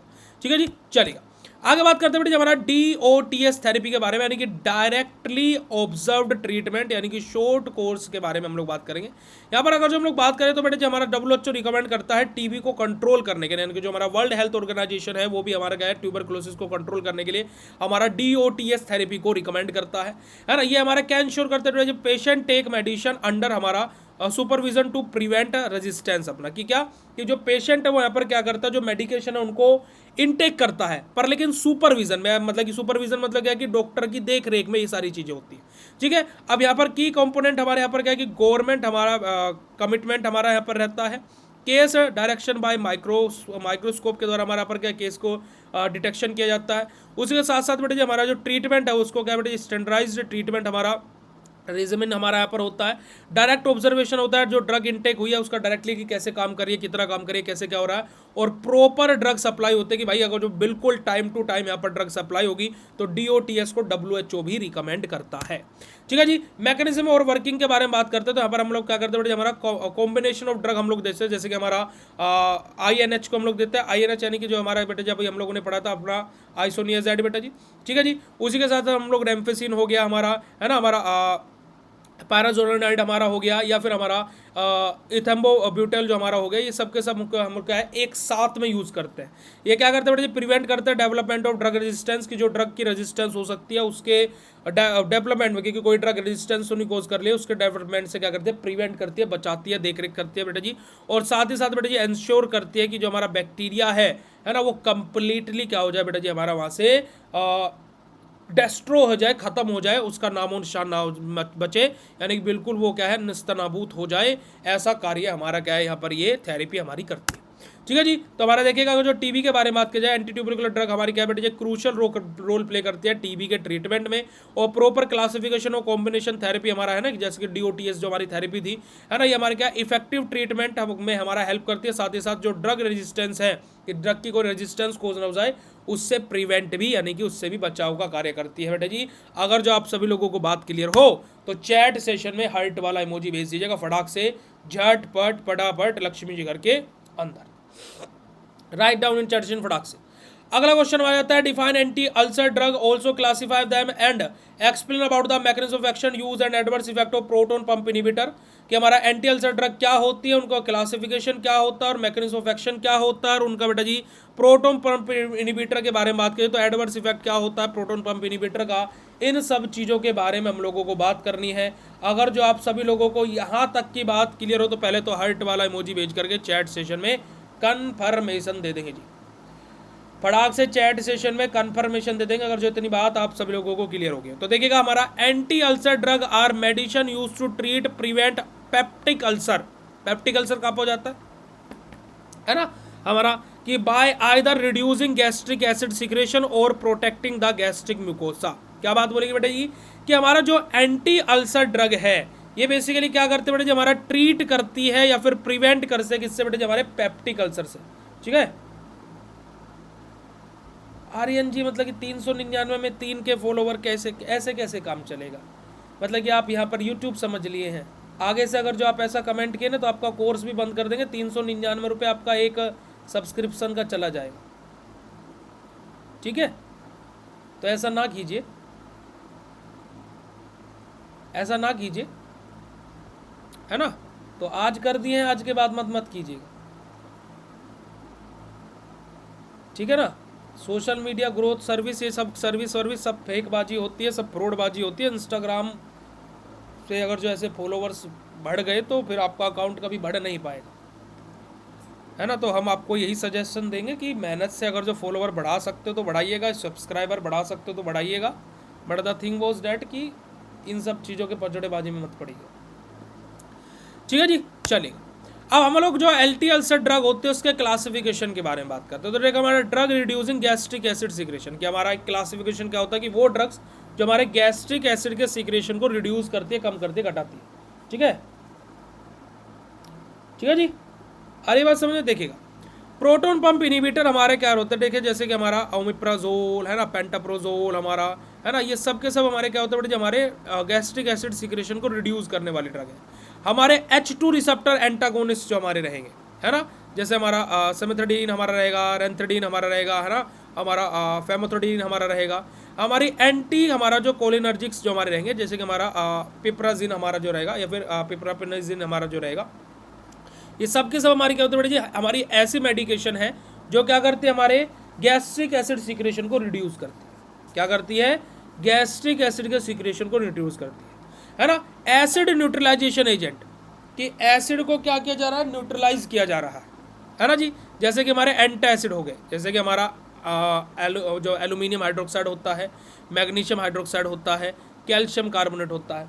अच्छा मुझे अब एक बात बताइएगा, देखिएगा आप एंटासिड पहले सेमेस्टर में पढ़ के आए हैं, मुझे बताइएगा कि एंटासिड क्या होते हैं।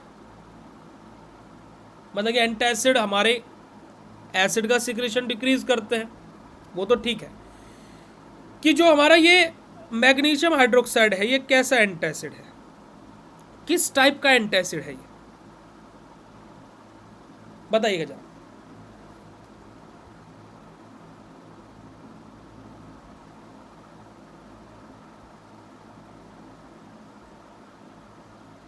बताइएगा जरा।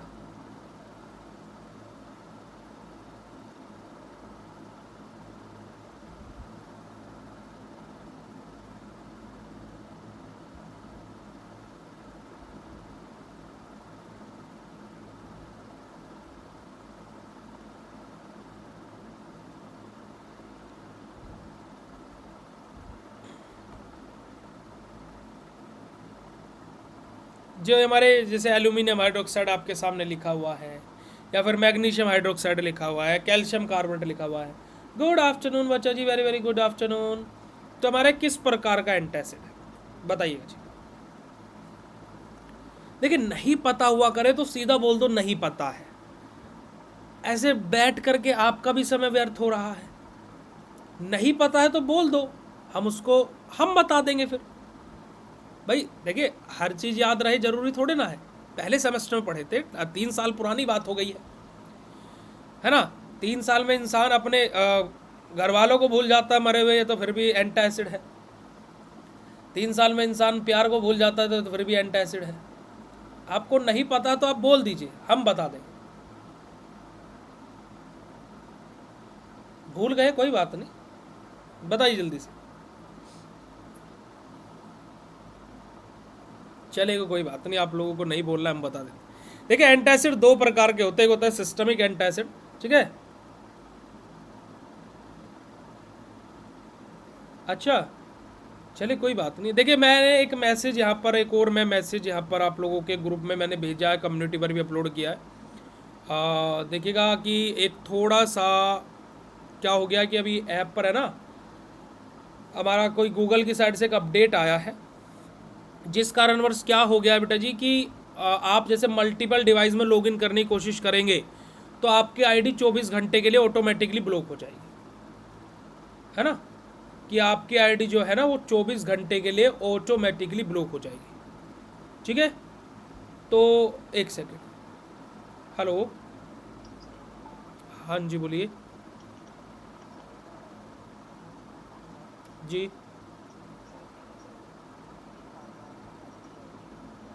जी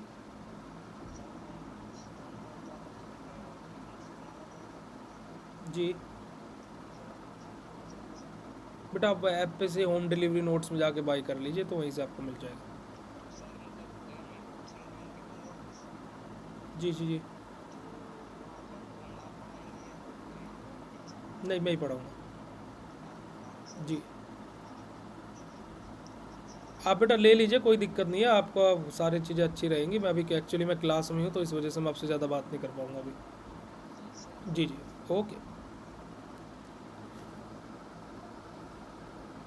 चलिए, है ना। तो वही मैं बोल रहा हूँ कि आप देखिए, मैंने इसको मतलब कि थोड़ा सा इस पर इन्वेस्टमेंट करके, क्योंकि ऐप वाले बोल रहे थे, मेरी जस्ट अभी बात भी हुई है कि देखो उन्होंने मैं आप लोगों को यहाँ पर दिखा भी देता हूँ मैसेज में। यहाँ पर देखिएगा आप लोग, मैं इसी चीज़ को लेकर के आज टीम से कन्वर्सेशन भी कर रहा था कि सर ये फीचर हटा दीजिए कि 24 घंटे में स्टूडेंट के पेपर हो जाते हैं। भाई मान लो आपका कल पेपर है, आज आपकी आईडी ब्लॉक होगी, फिर आपका कोर्स लेने का फ़ायदा ही क्या रहा। तो उन्होंने बोला कि सर ये सिक्योरिटी फीचर है। मैंने बोला भाई मेरे को ऐसी सिक्योरिटी चाहिए नहीं सर, ये तो नेगेटिव इम्पैक्ट डाल रहा है हमारे बच्चों के ऊपर, आप इस सिक्योरिटी फीचर को हटा दीजिए, मेरे को चाहिए नहीं है फीचर। अगर जो बच्चा ऑटोमेटिकली ब्लॉक भी हो रहा है, एटलीस्ट भाई मुझे तो परमिशन दो कि मैं उसे अनब्लॉक कर सकूँ, कि वो 24 घंटे बाद खुद ही अनब्लॉक होगा। इससे क्या बच्चे का तो लॉस हो जाएगा ना। तो बोल रहे कि सर हमें बस कुछ घंटों का टाइम दे दीजिए, हम आपके लिए वो पैनल बना देंगे, पर वो चार्जेबल होगा। मैं कोई बात नहीं, आप चार्ज लीजिए, ठीक है ना जी, चलेगा। तो अब हम लोग एंटासिड के बारे में बात करें। तो एंटासिड 2 तरीके के होते हैं, उधर सिस्टमेटिक, एक होता है नॉन सिस्टमेटिक। ये जितने भी यहाँ पर एग्जाम्पल लिखे हुए हैं सब के सब नॉन सिस्टमेटिक एंटासिड के। अच्छा अब मुझे दूसरा क्वेश्चन बताइएगा कि जो एंटासिड होते हैं उनको कॉम्बिनेशन में दिया जाता है नहीं दिया जाता है? एंटासिड्स को कॉम्बिनेशन में दिया जाता है नहीं दिया जाता है?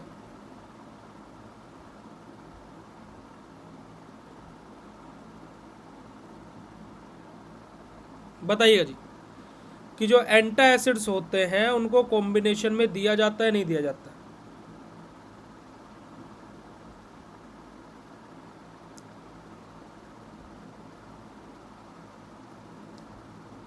देखिए इतना सोचना पड़ेगा तो बेटा फिर तो बहुत गलत हो रहा है।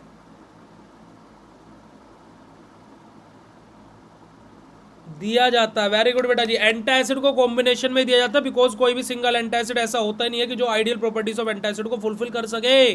पहले सेमेस्टर में पढ़ के आए हो आप लोग, और जो बोलते हैं ना कि पहला सेमेस्टर का पढ़ा हुआ कहाँ काम आता है, भाई हर जगह काम आ जाते हैं। सेमेस्टर में आप लोगों को कितनी बार याद दिला देता हूँ ये चीज़ें। चलिएगा, हमारा म्यूकोसल प्रोटेक्टिव एजेंट्स भी हमारे होते हैं, ठीक है जी। जो हमारे क्या बेटे, हमारा जैसे आप लोग यहाँ पर देखो कि डेफिनेशन में भी हमारा क्या था कि हमारा गैस्ट्रिक म्यूकोसा को हमारा प्रोटेक्ट करता है। तो हमारा क्या बेटा जी, हमारा म्यूकोशल प्रोटेक्टिव एजेंट्स भी हमारे होते हैं, जो हमारे एंटी हमारा हेलिकोबैक्टीरिया पायलोरी थेरेपी में जो हमारे यूज़ किया जाता है, जैसे जो हमारे एंटीबायोटिक्स रहते हैं, जैसे हमारा एमोक्सिसिलिन हो गया है ना, हमारा मेट्रोनिडाजोल हो गया, ये सब के सब हमारे क्या बेटे जी ऐसे एजेंट्स हैं जिनको जो कि हमारे एंटी अल्सर ड्रग के तौर पर हमारे यूज़ किए जाते हैं।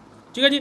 अब प्रोटोन पंप इनिबिटर्स के बारे में बात करते हैं, जैसे कि हमारा ओमेप्राजोल, पेंटाप्रोजोल हमारा है ना, हमारा एसोमेप्राजोल हमारा, ये सब के सब हमारे क्या है पीपीआई है, यानी कि प्रोटोन पंप इनिबिटर्स है। अगर जो हम इसके मैकेनिज्म ऑफ एक्शन के बारे में बात करते हैं कि जो प्रोटोन पंप इनिबिटर रहते हैं, ठीक है जी, उनके मैकेनिज्म ऑफ एक्शन के बारे में बात करें तो प्रोटोन पंप इनिबिटर हमारे क्या होता है बेटे जी, प्रो ड्रग होती है जो एक्टिवेट होते हैं कहाँ पर बेटे, हमारे एसिडिक एनवायरनमेंट में जाकर के, जो कि क्या करते हैं बेटे हमारा पैराइटल सेल के, कि पैराइटल सेल के एसिडिक एनवायरनमेंट में जाकर के जो हमारे प्रोटोन पंप इनिबिटर होते हैं हमारे क्या होते हैं, प्रो ड्रग होता है, जो कि एसिडिक एनवायरनमेंट में जाकर के किसके बेटा जी, पैराइटल सेल के वहाँ पर जाकर के एक्टिवेट होते हैं। ठीक है, ये क्या करते हैं बेटा जी, जो हमारा इरिवर्सिबल इनिबिट करते हैं किसको, हमारे जो हाइड्रोजन या फिर हमारा जो पोटेशियम एटीपीएस जो हमारे एंजाइम है, उनको हमारे क्या करते हैं बेटा, हमारा प्रोटोन पंप जो हमारे हैं उनको क्या करते हैं बेटा, हमारे ये इनिबिट करते हैं। ठीक है, जो हमारे गैस्ट्रिक पैराइटल सेल में प्रेजेंट है। कि देखो प्रोटोन पंप इनिबिटर क्या करेंगे, प्रोटोन पंप को इनिबिट करेंगे, है ना। अब जो हमारा एटीपीएस है ना, हमारा जो हमारा क्या प्रोटोन एटीपीएस जो हमारा एंजाइम है, ये क्या कर रहे हैं, प्रोटोन पंप को एक्टिवेट कर रहे थे। अब इसी एंजाइम को इनिबिट कर दिया जाएगा। मान लीजिए आपका कोई टैप है ना, टूटी खुली हुई है आपकी, अब उस पानी को रोकना है तो हम टूटी को बंद कर देंगे तो पानी रुक जाएगा भाई, सिंपल। ठीक है ना जी, तो वही चीज़ है हमारा। अब यहाँ पर क्या होगा, हमारा जो प्रोटोन हमारा जो एटीपीएस जो हमारा रहेगा वो हमारा यहाँ पर इनिबिट होगा। ये हमारा एंजाइम रिस्पॉन्सिबल रहता है किसके लिए बेटे, हमारा एसिड सिक्रेशन के फाइनल स्टेप के लिए। अब जब फाइनली एसिड का सिक्रेशन हमारा होने वाला, हम उसी को रोक दे रहे हैं, उसी को इनविट कर दे रहे हैं। अब जब हम उसी को इनविट कर देंगे तो ना रहेगा क्या बेटे जी, ना रहेगा बांस और ना बजेगी बांसुरी, कोई बात है। ठीक है, इनिबिशन लीड्स टू हमारा मार्केटेड हमारा reduction in gastric acid production. क्या अब हमारा ऐसा क्या होगा कि ये जो इनिबिशन है, जो प्रोटोन पंप इनिबिट हम कर रहे हैं, अब ये इनिबिशन क्या करेगा बेटा, जो हमारा गैस्ट्रिक एसिड प्रोडक्शन है उसको क्या है बेटा जी, रिडक्शन कर देगा, कि वो अब रिलीज नहीं होगा क्योंकि हमने उसको रिलीजिंग को ब्लॉक कर दिया। अब बोथ हमारा बेसल और जो हमारा स्टिमुलेटेड रहेगा दोनों के दोनों चीज़ों में। ठीक है जी, चलेगा। अब प्रोटोन पंप इनिबिटर के यूजेस के बारे में बात करें तो बेटा जी पेप्टिक अल्सर डिसीज में हम इसका यूज़ करते हैं, जब हमारा गैस्ट्रिक और जो हमारा क्या बेटा जो हमारा ड्यूरोडल जो अल्सर रहता है उसके केस में हम इसको यूज़ करते हैं। वहीं पर हम लोग GERD के केस में हम इसको यूज़ करते हैं, जो हमारा गैसो इसोफेगल रिलैक्स डिसीज जो हमारी रिफ्लेक्स डिसीज जो हमारी होती है, इस कंडीशन में हम इसको यूज़ करते हैं। ZD सिंड्रोम में हम इसको यूज़ करते हैं, हमारा बेटा जी कहाँ पर, हमारा जोनिनर हमारा एलोसन सिंड्रोम में हम इसका यूज़ करते हैं। हमारा H पायलोरी जो हमारा रहता है बेटे जी, उसकी थेरेपी में हम लोग उसका पार्ट रहता है कौन बेटे, हमारे प्रोटोन पंप इनिबिटर। और नर्सेट्स जो हमारे बेटे हमारा जो इंक्लूड जिनमें अल्सर इंक्लूडेड जो हमारे नर्सेट्स होते हैं, है ना, नॉन स्टेरॉइडल एंटी इन्फ्लामेटरी जो ड्रग्स होती है, उनके केस में भी हमारे प्रोटोन पंप इनिबिटर का उपयोग किया जाता है। ठीक है जी। एडवर्स इफेक्ट की बात की जाए तो देखिए प्रोटोन पंप इनिबिटर हमारा हेडेक यानी कि सर में दर्द हो सकता है, नोजिया, डायरिया या फिर हमारा एबनॉर्मल हमें पेन महसूस हमारा हो सकता है, एब्डोमिनल पेन हमें महसूस हो सकता है। लॉन्ग टर्म अगर जो हम लोग यूज़ करते हैं तो बेटे जो हमारी बॉडी में विटामिन B12 की डिफिशियंसी हो सकती है, हमारा है ना, हमारे हाइपोमैग्नीशियमिया हमें देखने को मिल सकता है, जो हमारा क्या बेटे जो हमारा फ्रैक्चर्स के जो रिस्क हैं, है ना, वो बढ़ सकते हैं। ठीक है जी। और वहीं पर ही क्या होगा बेटे हमारा यहाँ से जो इन्फेक्शंस हैं उनका केस हमारा क्या हो जाएगा बेटे, उनका रिस्क केस जो है वो हमारा इंक्रीज हो सकता है। ये प्रोटोन पंप इनिबिटर के लंबे समय तक यूज़ करने के हमारे एडवर्स इफेक्ट होते हैं, यानी कि एक तरीके से हमारे साइड इफेक्ट टाइप होते हैं। ठीक है, जो प्रोटोन पंप इनिबिटर वो मोस्ट इफेक्टिव वो हमारे एसिड सप्रेसेंट ड्रग होती है और जिनको वाइडली यूज़ किया जाता है हमारा स्ट्रॉन्ग और प्रोलोंग एक्शन के लिए। और बट हमारा जो उनको लॉन्ग टर्म के लिए यूज़ कर सकते हैं तो बेटा जी हमें केयरफुली मॉनिटरिंग के अंतर्गत, यानी कि क्या है कि डॉक्टर की सलाह लेने के बाद में और केयरफुली इनको यूज़ करना है, क्योंकि कि हमें क्या है बाकी बीमारियां भी हो सकती हैं। तो अगर जो आप लोगों को ये क्वेश्चन क्लियर हो तो चैट सेशन में फटाक से हार्ट वाला इमोजी भेज दीजिएगा। अगर जो बात क्लियर हो गई हो मेरे गुड्डू गुड़ियाओं को तो चैट सेशन में हार्ट वाला इमोजी भेज दीजिएगा, फिर हम लोग आगे की तरफ मूव करते हैं। जल्दी से हार्ट वाला इमोजी भेजिएगा भाई। अरे क्लास में मज़ा नहीं आ रहा है क्या भाई? क्यों भाई क्लास में मज़ा नहीं आ रहा है क्या? देखिएगा मेरे पास में बहुत सारे DMs, बहुत सारे मैसेजेस, बहुत सारी चीज़ें आती रहती है पूरे दिन तक, मुझे रिप्लाई भी करना पड़ता है कि मेरी मजबूरी है ना। तो उसको आप लोग कुछ गलत वे मत ले कीजिएगा कि सर तो बीच बीच में फ़ोन को भी देख रहे हैं, क्योंकि सभी का आंसर भी करना पड़ता है। चलेगा जी। अगला क्वेश्चन है एक्सप्लेन इम्यूनोमोड्यूलेटर्स हमारे drug right mode of action adverse effect it was drug, है ना, it was drug reaction, it adverse drug reaction होगा बेटा जी यहाँ पर, एंड यूजेस ऑफ हमारा जो हमारा साइक्लोफोस्फामाइड्स जो हमारे रहते हैं उनके बारे में बात की। देखो इम्यूनो मॉड्यूलेटर्स के बारे में बात की जाए तो इम्यूनो मॉड्यूलेटर ड्रग में हमारा इम्यूनो स्टिमुलेंट और इम्यूनो सप्रेसेंट दोनों के दोनों आ जाएंगे। ठीक है जी।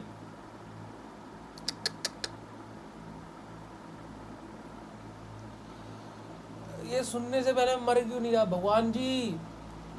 अपना जितने भी बड़े बड़े अस्त्र हो ना, ब्रह्मांड अस्त्र, ब्रह्मशील अस्त्र, है ना, ब्रह्मास्त्र, सबके सब मेरी छाती में मार दो और मुझे एक झटके में अपने पास बुला लो।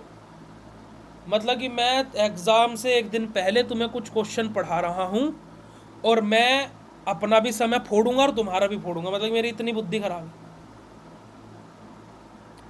मतलब कि मेरी बुद्धि इतनी खराब है क्या? मैं पागल दिखता हूँ, मैं बात मानता हूँ, मेरी शक्ल अच्छी नहीं है, मैं भी ये भी बात मानता हूँ, पर लेकिन यार मैं इतना ख़राब इंसान भी नहीं हूँ कि तुम्हारा एक दिन पहले तुम्हें ऐसे फालतू के कुछ क्वेश्चन बताओ और तुम्हें ऐसे क्वेश्चन बताऊँ कि अगले पेपर में तुम मुझे आकर के गाली दो। ऐसा ना करो भाई, चलेगा। तो देखिएगा हमारा इम्यूनो मॉड्यूलेटर्स ड्रग हमारे क्या है, are agent that modify the immune system activity. अब हमारे जो इम्यूनो मॉड्यूलेटर्स रहते हैं बेटे, जो हमारे क्या है, ये ऐसे एजेंट्स होते हैं जो क्या करते हैं, जो हमारे इम्यून सिस्टम की जो एक्टिविटी होती है उसको क्या करते हैं, मॉडिफाई करते हैं। मॉडिफाई कैसे भाई? इम्यून सिस्टम की जो एक्टिविटी है तो उसको बढ़ाएंगे या फिर उसको घटाएंगे। ठीक है, देखो हमारा इम्यूनो स्टिमुलेंट्स हमारे यहाँ पर आ जाएंगे और इम्यूनो सप्रेसेंट जो हमारे क्या करेंगे बेटा जी, या तो इम्यूनिटी को स्टिमुलेट करेंगे, बढ़ाएंगे, या फिर इम्यूनिटी को सप्रेस करेंगे, यानी कि घटाने का काम करेंगे। ठीक है जी, चलिए अब क्लासिफिकेशन की बात करें तो देखो इम्यूनो सप्रेसेंट और इम्यूनो स्टिमुलेंट्स ये दोनों के दोनों का क्लासिफिकेशन हम लोग पहले भी पढ़े हुए हैं। आप अगर जो यहाँ पर आएंगे इम्यूनो सप्रेसेंट और इम्यूनो स्टिमुलेंट्स के बारे में हम लोगों ने क्वेश्चन नंबर 3 में पहले भी पढ़ा हुआ है, तो यहाँ से आप इसको डीप स्टडी के साथ में भी लिख सकते हो अगर जो लिखना चाहो तो। ठीक है जी, आप लोग यहाँ से अपना लिख सकते हो, अगर जो आप लोगों को थोड़ा सा अपने आंसर को बड़ा करना है तो आप वहाँ से लिख सकते हो। ठीक है, आगे बात करते हैं बेटे जी जो हमारा साइक्लोफोस्फामाइड्स जो हमारे रहते हैं उसके बारे में। तो देखिएगा हमारा साइक्लोफोस्फामाइड्स हमारे वाइडली यूज होता है एज एन इम्यूनो हमारा सप्रेसेंट के तौर पर और हमारे एंटी कैंसर ड्रग के तौर पर, है ना, कि जो हमारे क्या बेटे इम्यूनो सप्रेसेंट जो हमारे होते हैं, तो जो साइक्लोफोस्फामाइड्स हैं वो एज एन इम्यूनो सप्रेसेंट के तौर पर हमारे, और साथ ही साथ बेटा जी हमारा एंटी कैंसर ड्रग के एजेंट्स के तौर पर हमारा मेनली इनको उपयोग किया जाता है ना जी। आ रही बात समझ में? चलेगा। अब देखिएगा इसके मैकेनिज्म ऑफ एक्शन के बारे में बात करें तो it is a pro drug activated in the liver to activate metabolites. हमारा कि हमारा क्या है कि जो हमारा साइक्लोफोस्फामाइड्स हैं ये हमारी ऐसी प्रो ड्रग्स हैं जो क्या करते हैं बेटे हमारा एक्टिवेटेड इन लीवर। क्या हमारी कैसी प्रो ड्रग्स हैं? ऐसी प्रो ड्रग है जो लीवर में एक्टिवेट होती हैं और क्या करते हैं बेटे हमारा बेसिकली हमारा activated in the liver to activate metabolite, ताकि ये क्या कर सके, मेटाबोलाइट्स को क्या कर सके बेटा जी, एक्टिवेट कर सके। अब ये क्या करते हैं, एज एन एल्काइलेटिंग एजेंट के तौर पर काम करते हैं, act as an alkylating agent. कैसे काम करते हैं बेटे हमारा, एल्काइलेटिंग एजेंट के तौर पर काम करते हैं और हमारा cross links with DNA standards क्या बनाते हैं बेटा जी, हमारा डीएनए स्टैंडर्ड्स के साथ में क्रॉस लिंक बनाते हैं, जो कि आप किससे प्रिवेंट करते हैं बेटा जी, डीएनए रेप्लिकेशन से और सेल डिवीजन से हमें क्या बेटा जी प्रिवेंट करते बचाते हैं। देखो कैसे मैं साइक्लो जो हमारा फोस्फोमाइड्स को क्या कम कर रहे हैं बेटा जी, हमारे क्या एक तरीके की हमारे क्या बेटा जी हमारे प्रो ड्रग होती हैं जो हमारा क्या लीवर में जाकर के एक्टिवेट होते हैं ताकि के मेटाबोलाइट्स को एक्टिवेट कर सके। ठीक है जी, ये हमारे क्या है, एक्ट करते हैं एज एन एल्काइलेटिंग एजेंट के तौर पर, कि एक एल्काइलेटिंग एजेंट के तौर पर ही काम करते हैं। कि क्या करते हैं बेटा हमारे डीएनए के साथ में क्रॉस लिंकेज बना लेते हैं। क्यों बना लेते हैं? ताकि कि जो डीएनए का रेप्लिकेशन है और जो सेल डिवीजन है उससे प्रिवेंट किया जा सके। क्योंकि देखो डीएनए का रेप्लिकेशन या सेल डिवीजन से प्रिवेंट क्यों किया जा रहा है? आप बोलो भैया ये तो गलत बात है, बट बेटा एंटी कैंसर एजेंट के तौर पर काम कर रहा है। कैंसर सेल को तोड़ करके 2 से 4, 4 से 8 क्यों बनने देंगे हम? कैंसर को क्यों फैलने देंगे हम? कैंसर को तो रोकेंगे ना। तो सेल डिवीजन कैंसर सेल के डीएनए के साथ में क्रॉस लिंकेज कर लिया, अब डीएनए का रेप्लिकेशन और जो डीएनए का क्या बेटा जी जो हमारा डीएनए का रेप्लिकेशन हो गया और जो सेल डिवीजन है उससे प्रिवेंट हो गया। अब जब कैंसर सेल्स अपना आपको स्प्रेड करेगी नहीं तो कैंसर फैलेगा नहीं, तो वो उस चीज़ की वजह से। ठीक है जी, हमारा particularly affect rapidly division cell, हमारी ये किस पर, जो हमारी सेल जल्दी जल्दी टूट टूट करके 2 से 4, 4 से 8, 8 से 12 ऐसे होती जा रही है, उन पर मेनली ज़्यादा जल्दी हमारे जो साइक्लोफोस्फामाइड से हमारे इफेक्ट करते बेटे हमारा, इंक्लूडिंग इम्यूनो सेल्स हमारे की जो हमारे इम्यून सेल्स होते हैं, जैसे हमारे जो बी और जो टी हमारे जो लिम्फोसाइट्स होते हैं उनको भी इंक्लूड कर करके हमारा क्या जो हमारे साइक्लोफोस्फामाइड्स हैं उनके साथ में भी इंक्लूड होकर के काम करते हैं। ठीक है जी। रिजल्ट हमें यहाँ से क्या देखने को मिलता है, जो हमारा इम्यून रिस्पॉन्स है वो हमें क्या बेटा जी सप्रेस, यानी कि हमारा क्या इम्यून रिस्पॉन्स का सप्रेशन हमें देखने को मिलता है कि जो हमारा इम्यून रिस्पॉन्स है वो हमें क्या बेटा जी सप्रेस होता हुआ दिखाई देता है। ओके, अगर जो मैं यूजेस के बारे में बात करता हूँ तो कैंसर के ट्रीटमेंट में हम इसका यूज करते हैं, यानी कि क्या, जैसे हमारा लिम्फोमा, लुकेमिया हमारा, या फिर ब्रेस्ट कैंसर में हम लोग इसका यूज करते हैं। हमारा ऑटो इम्यून डिसीज में जैसे कि हमारा ल्यूपास हो गया या फिर रोमेथोइड अर्थराइटिस हो गया, इन कंडीशंस में हमारा जो साइक्लोफॉस्फेमाइड्स का हम यूज करते हैं। जो हमारा ऑर्गन ट्रांसप्लांट रिजेक्शन है ना, उससे प्रिवेंट करने के लिए, यानी कि जैसे हमारी बॉडी है, कोई ऑर्गन ट्रांसप्लांट हो रहा है हमारी बॉडी के, है ये तो दूसरा ऑर्गन है इसे मैं नहीं एक्सेप्ट करती, तो ऑर्गन ट्रांसप्लांट रिजेक्शन जो हमारी बॉडी कर सकती है उससे प्रिवेंट करने के लिए भी हमारा साइक्लोफॉस्फेमाइड्स का यूज किया जाता है, और हमारा जो नेप्रोटिक सिंड्रोम है उसके लिए भी हमारा इसका उपयोग किया जाता है। अब इनके एडवर्स इफेक्ट क्या होते हैं बेटे जी, ये हमारा नोजिया और वोमिटिंग कोज कर सकते हैं, हेयर लॉस हो सकता है बेटे जी हमारा, है ना भाई, कैंसर थेरेपी हमारी चल रही है, और बोन मैरो सप्रेशन भी हमारा हो सकता है, यानी कि अनीमिया और हमारा लूकोपीनिया भी हमें देखने को मिल सकता है जी। अगर जो हम लोग यहाँ पर सीरियस कंडीशन की बात करें तो बेटा जी हमारे यहाँ पर क्या है, टॉक्सिक मेटाबोलिट हमारा मेटाबोलाइट की वजह से हमारा क्या बेटा जी हमारा जो हेमोरेजिक हमारा जो क्राइटिस है वो भी हमें यहाँ पर देखने को मिल सकता है। इन्फेक्शन के रिस्क हमारे बढ़ सकते हैं, इनफर्टिलिटी देखने को मिल सकते हैं, और जो सेकेंडरी हमारा मैग्लोनेसिस जो हमारा रहता है, यानी कि लॉन्ग टर्म अगर जो हम इसका यूज़ करते हैं तो भी हमें सीवियर केसेस हमें यहाँ पर देखने को मिल सकते हैं। तो जो हमारा साइक्लोफॉस्फेमाइड्स है वो हमारा एक पावरफुल इम्यूनोसप्रेसेंट होता है, जो कि हमारा वाइडली क्लिनिकल यूज़ के तौर पर हमारा यूज़ किया जाता है। साथ ही साथ इसके टॉक्सिक रिक्वायर्स हमारे केयरफुली मॉनिटरिंग और ड्रग थेरेपी हमें यहाँ पर अलाउ करता है, यानी कि जो इसके टॉक्सिक जो साइड इफेक्ट्स हैं उन कारणवश हमें क्या है, इनको केयरफुली और सही तरीके से मॉनिटरिंग के अंतर्गत हमें क्या बेटा जी इसकी थेरेपी को लेना पड़ता है। अगर जो बात क्लियर हो तो चैट सेशन में हार्ट वाला इमोजी भेज दीजिएगा। फिर उसके बाद में हम लोग नेक्स्ट क्वेश्चन की तरफ बढ़ते हैं। नेक्स्ट क्वेश्चन हमारा explain the concept of chronopharmacology and chemotherapy with their clinical significance, कि क्रोनोफार्माकोलॉजी क्या होता है और क्लिनिकल सिग्निफिकेंस क्या होता है।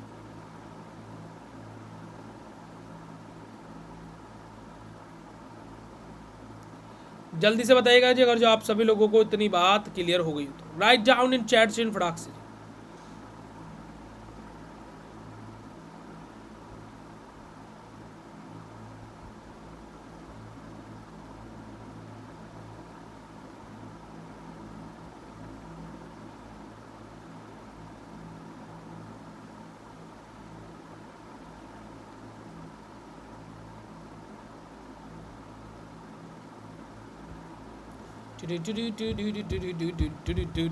अरे एक वो अभी जैसे बंगाल में इलेक्शन है तो बंगाली बोलेगा कि हमें तुम आके पूछते से कि तुम्हें समझ में आवत है कि नहीं। बंगाली सब मिक्स करके तुमसे पूछ रहे भैया समझ में आ रहा है नहीं आ रहा है।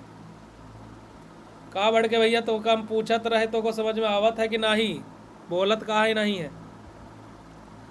कहाँ बढ़ के भैया बोलत कहाँ है नहीं हो, बतावा राजू, बोला काहे नहीं बोलत हो भैया।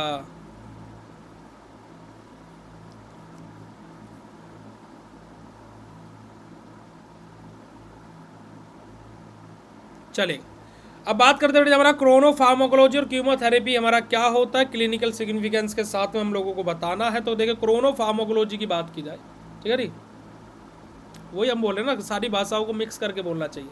अब पता नहीं कोई सी तो समझ में आए तुम्हें। भैया कोई सी तो समझ में आए यार, बोल ही नहीं रहे हो। चैट सेशन चलता रहना चाहिए भाई। मैंने तुम्हें बोला था कि मैं जैसे स्लाइड पलटा करूँ तो समझ में आया करो तो हार्ट वाला इमोजी भेज दिया करो यार। ऐसे क्या हो जाता है, थोड़ा सा बोरिंग सा लगने लगता है, मुझे फील होता है कि यार बच्चों को बोर तो नहीं हो रहा, समझ रहे हो आप लोग। तो इस वजह से तुमसे बात करता रहता हूँ बीच बीच में कि तुम लोग बोर ना हो। अब देखो ये क्वेश्चन पढ़ के जाओगे पेपर में पास हो जाओगे, अब इससे ज़्यादा पढ़ करके और क्या ही करोगे। एक दिन पहले इतना पढ़ लो बहुत। बेटा पीडीएफ आपका परसों अपलोड हो गया था पूरा का पूरा, ये पूरा पीडीएफ आपके कोर्स के अंदर अपलोडेड है ऑलरेडी, ठीक है जी, चलेगा। Chronopharmacology is the study of how the effect of drug changes according to the biological जो हमारा रिदम्स रहता है, स्पेशली जो हमारा क्या बेटे हमारा जो कार्डियन रिदम हमारे रहते हैं, यानी कि 24 आवर कार्ड जो साइकिल हमारी जो रहती है ऑफ द बॉडी। क्या बात बोलेगी कि क्रोनोफार्माकोलॉजी हमारे क्या होता है, किसी भी ड्रग के इफेक्ट में क्या चेंजेस आ रहे हैं आफ्टर जो हमारे बायोलॉजिकल जो हमारी रिदम है, यानी कि आफ्टर 24 आवर की जो साइकिल है बॉडी की, उसके बाद में है ना हमारे जो ड्रग के इफेक्ट में क्या चेंजेस आ रहे हैं, तो उसी को स्टडी करना हमारा क्या कहलाता है बेटा जी, हमारा क्रोनोफार्माकोलॉजी कहलाता है। मेन कॉन्सेप्ट क्या होता है क्रोनोफार्माकोलॉजी का? The human body follow a biological clock that control hormone secretion, enzyme activity and हमारा फिजियोलॉजिकल फंक्शन। कि हमारा जो अगर जो मेन कॉन्सेप्ट की बात की जाए क्रोनोफार्माकोलॉजी की, तो हमारी जो ह्यूमन बॉडी है वो क्या करती है बेटा जी, बायोलॉजिकल क्लॉक को फॉलो करती है। ठीक है, अब बायोलॉजिकल क्लॉक को फॉलो करती है तो मतलब क्या, ये बायोलॉजिकल क्लॉक क्या करती है, हमारी बॉडी के अंदर जो हार्मोन्स का सीक्रेशन है उसको कंट्रोल करती है, जो हमारी बॉडी के अंदर एंजाइमेटिक एक्टिविटीज़ है उनको कंट्रोल करती है, जो हमारी बॉडी के जो फिजियोलॉजिकल फंक्शन है उनको कंट्रोल करती है। ठीक है जी, वहीं पर ही जो ड्रग का एब्जॉर्प्शन है, डिस्ट्रीब्यूशन है, मेटाबॉलिज्म, एक्सक्रीशन है, very at different time of the body हमारी। कि हमारा क्या है कि जो हमारा एडीएम है कि किसी भी ड्रग का जो एब्जॉर्प्शन हो रहा है, या फिर उस ड्रग का जो डिस्ट्रीब्यूशन हो रहा है, या फिर उस ड्रग का जो मेटाबॉलिज्म हो रहा है, या फिर वो ड्रग जो हमारी बॉडी से बाहर आ रही है, वो टाइम के अकॉर्डिंग हमारी चीज़ें वेरी करती है कि डिफरेंट टाइम पर डिफरेंट कंडीशन हमारी हो सकती है। जैसे फॉर एग्जाम्पल आपने देखा होगा कि जैसे किसी को चोट लगी तो हल्दी वाला दूध रात को ही क्यों पिलाया जाता है भाई? जो हल्दी वाला दूध है वो रात को ही क्यों पिलाया जाता है? Because the thing was that कि रात को हमारी बॉडी क्या रेस्टिंग कंडीशन में है, हमारी बॉडी रेस्ट कर रही है। रेस्ट कर रही है तो हमें क्या है कि एज सच ज़्यादा हमें क्या है बॉडी में ज़्यादा क्या है कि वर्क है, जिस पर्टिकुलर डिसीज़ पर हमें काम करना वहाँ पर काम होगा, है ना भाई। दिन में हमारी बॉडी वर्किंग है तो एज सच उतना ज़्यादा अच्छा इफेक्ट नहीं दिखता है। आप कभी इस चीज़ को एक्सपेरिमेंट कीजिएगा, है ना जी।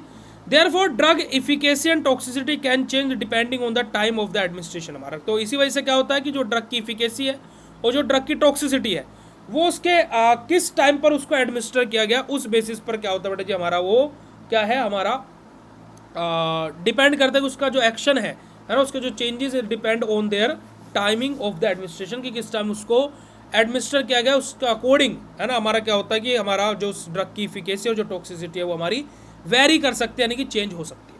ठीक है जी, एग्जाम्पल के बारे में बात करें जैसे कि हमारा अस्थमा हमारा सिम्टम्स हमारा वन एट नाइट, है ना, जो हमारा ब्रोंकोडायलेटर है गिव इन इवनिंग। हमारा क्या बात बोलेंगे बेटा जी हमारी, कि जो अस्थमा के सिम्टम्स हैं वो क्या होता है, सोते टाइम ज़्यादा हमारे आते हैं। तो इस वजह से क्या होता है, जो ब्रोंकोडायलेटर्स है उसको शाम के टाइम दिया जाता है। पेशेंट जो रहता है अस्थमा वाले उनको दो ब्रोंकोडायलेटर वाली जो उनकी ड्रग रहती है उनको बोला जाता है शाम को लेना, क्योंकि उनको रात को अस्थमा के अटैक आने के चांसेस है ज़्यादा, उनको खांसी उठेगी जब वो रात को सोने जा रहे होंगे या फिर उनको जब वो सो रहे होंगे तब। ठीक है जी, जैसे हमारा जो कोलेस्ट्रॉल जो सिम्टम्स हैं वो हमारे हायर रहते हैं नाइट में। ठीक है जी, जो हमारे जो स्टेंस जो हमारे रहते हैं वो क्या होते हैं हमारे रात को दिए जाते हैं। इसी वजह से जो ब्लड प्रेशर है वो रिस्क क्या होता है बेटा जी, सुबह अर्ली इन द मॉर्निंग हमारे बढ़ने के चांसेस होते हैं। तो जो हमारी एंटी हाइपरटेंसिव हमारा जो टाइम है वो उसके अकॉर्डिंगली हमारा सेट किया जाता है, जो एंटी हाइपरटेंसिव जो हमारी ड्रग्स रहते हैं। समझ में आ रही बात है बेटा जी, मैं आप लोगों को क्या समझा रहा हूँ, यस और नो, फटाफट बोलिएगा। ठीक है, चलेगा। अब क्लिनिकल सिग्निफिकेंस के बारे में बात करते हैं तो क्या हमारा क्या है, इंप्रूव थेरेप्यूटिक इफिकेसी, कि हमारी जो ड्रग की थेरेप्यूटिक इफिकेसी है उसको वो हमारी इंप्रूव हो सकती है अगर जो हम लोग हमारा क्रोनोफार्माकोलॉजी को अच्छे से स्टडी कर रहे हैं। हमारा जो साइड इफेक्ट और जो टॉक्सिसिटी हमारी ड्रग की वो रिड्यूस हो सकती है। जो डोज ऑप्टिमाइजेशन है वो हमारे क्या उसमें हेल्प करता है, जो डोज ऑप्टिमाइजेशन में हमारा हेल्प करता है जो क्रोनोफार्माकोलॉजी। साथ ही साथ जो हमारा पेशेंट है उसको बेटर, है ना, कॉम्प्लेंसेस जो देखने को मिल सके, कि उसको अच्छे ट्रीटमेंट यानी कि अच्छी कंडीशन हम लोग उसको प्रोवाइड कर सके, तो उसके लिए क्रोनोफार्माकोलॉजी इंपॉर्टेंट रहता है। साथ ही साथ बेटे जो हमारा जैसे कि हमारा अस्थमा, हाइपरटेंशन, अरेथमिया जो हमारी डिसीज़ रहती है, इन डिसीज़ में हमारा एक इंपॉर्टेंट महत्वपूर्ण रोल प्ले करता है कौन बेटे जी, हमारा क्रोनोफार्माकोलॉजी। ओके जी, चलेगा। अब बात करते हैं कीमोथेरेपी के बारे में। कीमोथेरेपी भैया ऐसी थेरेपी जो कि हमारा क्या है, कैंसर में हमारी दी जाती है ना, यानी कि हमारे ये बेसिकली हमारे ऐसे केमिकल एजेंट्स या फिर ऐसी हमारी ड्रग रहती है जो हमारी क्या करती है बेटे, जो हमारा जो माइक्रो ऑर्गेनिज्म रहते हैं उनकी ग्रोथ को इनिबिट करेगी या फिर क्या है, किल करेगी।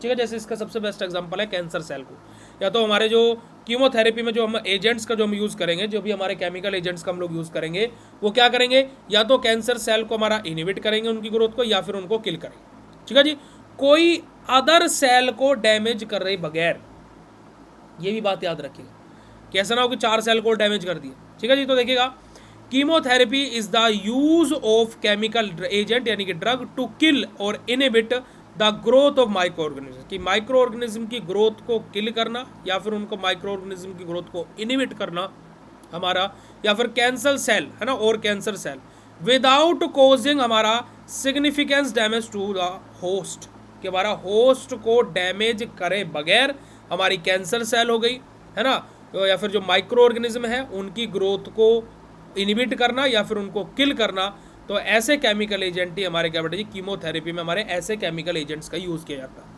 कॉन्सेप्ट क्या बेटे जी हमारा यहाँ पर सिलेक्टिव टॉक्सिसिटी, हमारी बेस्ड ऑन सिलेक्टिव टॉक्सिसिटी, कैसी टॉक्सिसिटी हुई है उसके बेसिस पर हमारा इसका यूज़ किया जाता है।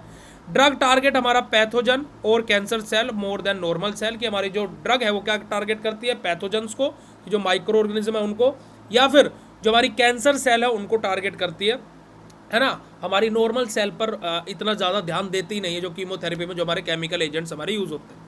जैसे कि हमारा यहाँ पर एंटी माइक्रोबियल कीमोथेरेपी हमारे रहेगी, जैसे हमारा बैक्टीरिया के अगेंस्ट में काम करने वाले, वायरस के अगेंस्ट में काम करने वाले, फंगाई के अगेंस्ट में काम करने वाले, और एंटी कैंसर कीमोथेरेपी रहेगी, यानी कि जो कैंसर सेल के अगेंस्ट में काम करे। ठीक है जी।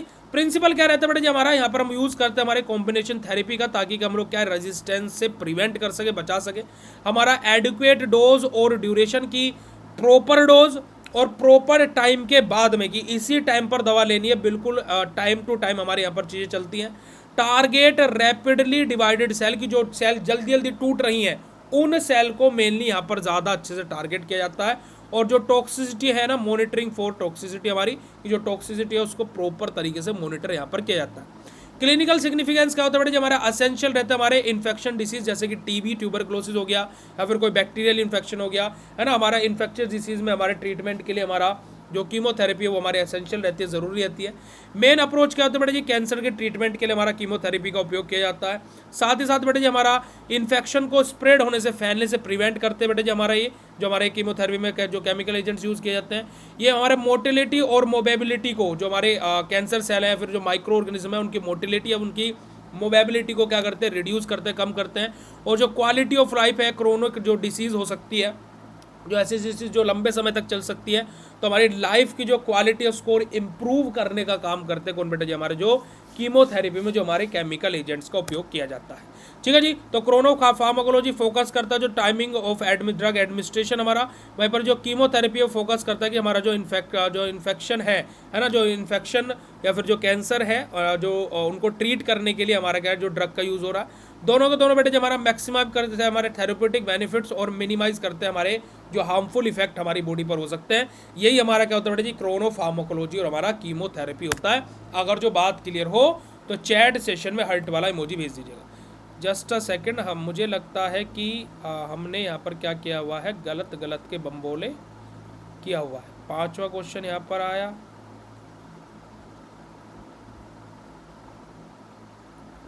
फिर ये 6ठा क्वेश्चन है ना, क्वेश्चन नंबर 6 है अपना, ये क्वेश्चन नंबर 6 हो गया जी। ठीक है जी, चलिएगा ये क्वेश्चन नंबर 7 है अपना,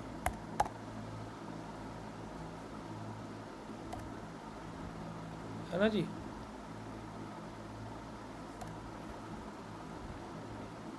ये क्वेश्चन नंबर 7 अपना हो गया।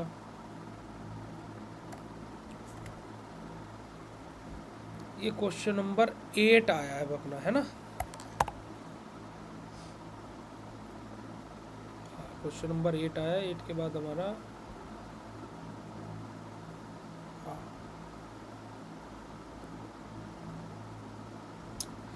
चलेगा जी। अगला क्वेश्चन है classify anti fungal and anti viral drug, की एंटी फंगल और एंटी वायरल ड्रग को हम लोगों को क्लासिफाई करना है, साथ ही साथ mode of action, adverse drug reaction और यूजेस लिखने हमारा एक्लोवियर और हमारा जो पोलिन एंटीबायोटिक्स होता है इनका।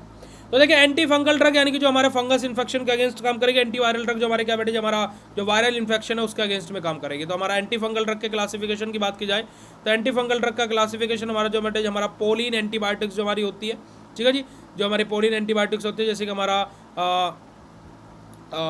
नाइस्ट्रीन हमारा हो जाएगा, या फिर हमारा एम्फोटेरिसिन बी हमारा हो जाएगा। इस सब के सब हमारे क्या बेटे पोलिन एंटीबायोटिक्स हमारी होती है, ठीक है जी। वहीं पर हम लोग क्या बेटे हमारा एजोल्स के बारे में बात करते हैं, यानी जैसे हमारा इमिडाजोल्स आ जाएगा, जैसे कीटोकोनाजोल हमारा, है ना, हमारा क्लोटाजोल हमारा, कोटामेटाजोल हमारा, या फिर हमारा क्या बेटे हमारा ट्रायाजोल्स हमारा आ जाएंगे, जैसे कि हमारा फ्लुकोनाजोल हमारा आ जाएगा, या फिर हमारा इट्राकोनाजोल हमारा आ जाएगा। सब के सब हमारे क्या बेटे हमारा एजोल्स ड्रग के अंतर्गत हमारा आता है, ठीक है जी। ऐसे हमारा सिपो हमारा फंगेन हमारे यहाँ पर आ जाएगा, या फिर जो हमारा एंटी मेटाबोलाइट्स होता है जैसे कि हमारा फ्लोटायोसिन हमारा यहाँ पर आ जाएगा, फिर कुछ अदर ड्रग्स हमारे यहाँ पर आ जाएंगी। तो ये सबके सब हमारे क्या बेटे जी क्लासिफिकेशन हमारे किसके, एंटी फंगल ड्रग के, किसके बेटे जी हमारे, सॉरी माफ कीजिएगा, एंटी वायरल ड्रग के हमारे, ठीक है जी। सॉरी ये एंटी फंगल था ना, हाँ ये क्लासिफिकेशन एंटी फंगल का है, वही तो मैं बोलूँ कि मैं ये कीटोकेनोजोल तो एंटी फंगल में है, ठीक है, एंटी फंगल। अब एंटी वायरल ड्रग के बारे में बात करें, जैसे हमारा एंटी हमारा हेपरेसिस वायरस ड्रग हमारी, जैसे कि हमारा एक्लोवियर हमारा रह जाएगा, जैसे हमारा एंटी HIV ड्रग जो हमारी रहेगी, जैसे कि हमारा जिंटोबेटाडीन हमारा आ जाएगा, फिर हमारा नेवरापिरिन हमारा आ जाएगा। एंटी हमारा इन्फ्लुएंजा ड्रग हमारी जाएगी, जैसे हमारा ओस्टोमेराविर हमारा आ जाएगा। अब देखो लास्ट में इनमें ज़्यादातर में जो हमारी एंटी वायरल ड्रग रहेगी उनके लास्ट में हमारा VIR लगा रहेगा, VIR, ठीक है जी, VIR लग रहा है। जैसे हमारा देखो एक्लोवियर VIR, यहाँ पर भी देखो VIR, यहाँ पर भी देखो VIR, यहाँ पर भी देखो VIR। तो ज़्यादातर मेडिकेशन में हमारे यहाँ पर क्या लगा रहेगा बेटा जी, VIR लगा रहेगा, ठीक है जी। अब देखिए हमारा एक्लोवियर के मैकेनिज्म ऑफ एक्शन के बारे में बात करें तो एक्लोवियर हमारा क्या होता है बेटा, हमारा ग्यूनोसिन हमारा एनालॉग हमारा रहता है, जो कि क्या है हमारा वायरल हमारा जो थायमाइड काइनेज जो हमारा है ना, ये क्या करता है बेटा जी, एक्टिवेट करता है किसको, वायरल थायमाइड हमारा जो काइनेज एंजाइम होता है उसको। अब ये किसको इनिबिट करता है, जो हमारा बेटा जी DNA जो पोलीमरेज होता है उसको इनिबिट करता है, और जो हमारा चैन टर्मिनेशन है DNA सिंथेसिस के लिए उसको क्या कराता है बेटा जी, कोज कराता है ना। DNA सिंथेसिस के लिए जो हमारा चैन टर्मिनेशन स्टेप होना है उसको कोज कराता है, और जो DNA पोलीमरेज है हमारा जो वायरल जो DNA पोलीमरेज हमारा है उसको इनिबिट करता है कौन बेटा जी, जो हमारा ये थायमाइड काइनेज एंजाइम जो हमारा एक्टिवेट हो रहा है। ये हमारा क्या बेटा जी, हमारा वायरस इन्फेक्टेड सेल जो हमारी रहते हैं उनके सिलेक्टिव एक्ट करता है, जो हमारे वायरस इन्फेक्टेड सेल है उन पर क्या बेटा जी हमारे सिलेक्टिवली एक्ट करता है कौन बेटा जी, हमारा एक्लोवियर हमारा, ठीक है जी। इसका यूज़ किया जाता है जैसे हमारा हेपरेसिस जो हमारा सिंप्लेक्स इन्फेक्शन रहता है, जैसे SV1 या फिर HSV2 जो हमारा रहता है, ऐसे इन्फेक्शन में हमारा इसका यूज़ किया जाता है। साथ ही साथ VZ जो हमारा क्या बेटे जो वायरस होता है वहाँ पर हमारा इसका उपयोग किया जाता है।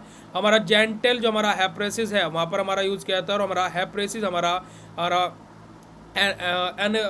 पेलेक्टिस में हमारा इसका उपयोग किया जाता है, ठीक है जी। एडवर्स ड्रग रिएक्शन के बारे में बात करें तो बेटे हमारे यहाँ पर एडवर्स इफेक्ट नोजिया और वोमिटिंग हो सकती है, हेडेक हो सकता है एक्लोवियर के केस में, हमारा रीनल टॉक्सिसिटी हो सकती है, या फिर हमारा न्यूरोटॉक्सिसिटी हो सकती है। बहुत ही रेयर कंडीशन में न्यूरोटॉक्सिसिटी हमें देखने को मिलता है जी। अगर जो हम लोग पोलिन एंटीबायोटिक्स के बारे में बात करते हैं, जैसे कि हमारा जो एम्फोटेरिसिन B है उसके बारे में बात करें तो ये क्या करते हैं बेटे, जो हमारे जो हमारा एस्ट्रोल जो हमारे रहते हैं है ना, फंगल सेल जो मेम्ब्रेन पर हमारे प्रेजेंट होते हैं उनके साथ में बाइंड करते हैं, ठीक है जी। अब देखो यहाँ पर हमारा क्या बेटा जी, फंगल सेल मेम्ब्रेन पर यानी कि हमारे एंटी फंगल ड्रग के बारे में बात हो रही है। ये क्या कर रहे हैं बेटे जी, हमारे फंगल सेल मेम्ब्रेन पर हमारे बाइंड करते हैं, वहाँ से क्या करते हैं जो हमारे उनके पोर्स हैं जो चैनल्स हैं उन पर बाइंड होते हैं है ना, पोर्स, और वहाँ पर क्या करते हैं इंट्रा सेलुलर एक लिंकेज को कॉन्टैक्ट कर रहे थे। अब देखो सेल मेम्ब्रेन पर हमारे बाइंड करें, अब यहाँ से क्या कर रहे हैं इन्होंने एक अपना रास्ता बना लिया ताकि कि अपने जो इंग्रेडिएंट है उसको इसके अंदर ले जा सके। अब यहाँ से क्या होता है, जो सेल डेथ है उसको लीड करते थे जो हमारा फंगोसाइडल एक्शन है। अब देखो यहाँ से सेल मेम्ब्रेन पर बाइंड किए, अब इन्होंने क्या कर लिया, अपना ही एक रास्ता बना लिया। अब इस रास्ते के थ्रू ये क्या करेंगे, अपने एक्टिव इंग्रेडिएंट को इसके अंदर भेजेंगे फंगस के, और यहाँ से क्या होगा बेटा जी, हमारा जो सेल्स है जो हमारा फंगल इन्फेक्शन कोज कर रही है उनको क्या कर देंगे बेटा जी, हमारा ये फंगेसाइडल एक्शन यानी कि उनको क्या करेंगे बेटा जी, उनकी डेथ यानी कि उनको किल करेंगे और हमारा फंगस इन्फेक्शन को ठीक कर देंगे। अब इनका यूजेस क्या क्या हो, जैसे हमारा कोई सिस्टमिक फंगल इन्फेक्शन हुआ है तो उस कंडीशन में हमारा इसका उपयोग किया जाता है। कोई लाइफ थ्रेटनिंग फंगल इन्फेक्शन हो गया है ना, कोई सीवियर, तो वहाँ पर हमारा इनका उपयोग किया जाता है। कोई nystatin use of topical fungal infection हमारा हो गया जैसे ओरल या फिर स्किन पर, तो वहाँ पर हमारा एंटी फंगल एजेंट का उपयोग किया जाता है। अब इनके साइड इफेक्ट क्या होते हैं बेटे, हमारा फीवर या फिर हमारा चिलेसिस यानी हमारा इन्फेक्शन रिएक्शन हमें यहाँ पर देखने को मिल सकती है। हमारा नेफ्रोटॉक्सिसिटी यानी कि किडनी डैमेज हमारी हो सकती है। साथ ही साथ जो हमारा इलेक्ट्रोलाइट इनबैलेंस है यानी कि हमारा हाइपोलिकेमिया हमें यहाँ पर देखने को मिल सकता है, और अनीमिया जैसी कंडीशन भी हमें यहाँ पर देखने को मिल सकती है in the case of anti fungal agents, ठीक है जी। तो हमारे एंटी फंगल और एंटीवायरल ड्रग हमारे एसेंशियल होते हैं हमारे इन्फेक्शन को ट्रीट करने के लिए। एक्लोवियर और जो हमारा पोलिन एंटीबायोटिक्स जो हमारे हैं वो क्या करते हैं बेटे, अपने स्पेसिफिक कंपोनेंट और पैथोजन को हमारे क्या करते हैं बेटे, टारगेट करते हैं और उसके अकॉर्डिंग ही अपना एक्शन करते हैं, और ये हमारे इफेक्टिव थेरेपी होती है क्या है बेटे हमारा, इसके लिए सिलेक्टिव टॉक्सिसिटी के लिए, कि जैसी टॉक्सिसिटी है वैसे ही हमारा यहाँ पर हमें इफेक्ट अपना देना होता है, ठीक है जी। तो इसी के साथ में हमारा ये वाला सेशन हम यहीं पर ही एंड करेंगे, और जो नेक्स्ट क्वेश्चंस है हमारे है ना, अगले जो क्वेश्चंस हैं जो हमारे 2-3 क्वेश्चन बचे हुए हैं उसको हम लोग नेक्स्ट क्लास में अपना स्टडी करेंगे। ठीक है जी। उनको हम लोग क्या करेंगे, अपना नेक्स्ट क्लास में स्टडी करेंगे। पर लेकिन अगर जो आप सभी लोगों को ये क्लास और ये सेशन क्लियर हुआ हो तो चैट सेशन में फटाक से कंफर्मेशन दे देंगे जी। फिर उसके बाद में हम इस सेशन को यहीं पर ही एंड करेंगे। फटाक से चैट सेशन में कंफर्मेशन दे देंगे जी अगर जो आप सभी लोगों को ये बात क्लियर हो। फिर उसके बाद में आज के इस सेशन को हम लोग यहीं पर ही, मतलब इस वाले सेशन को यहीं पर ही एंड करेंगे।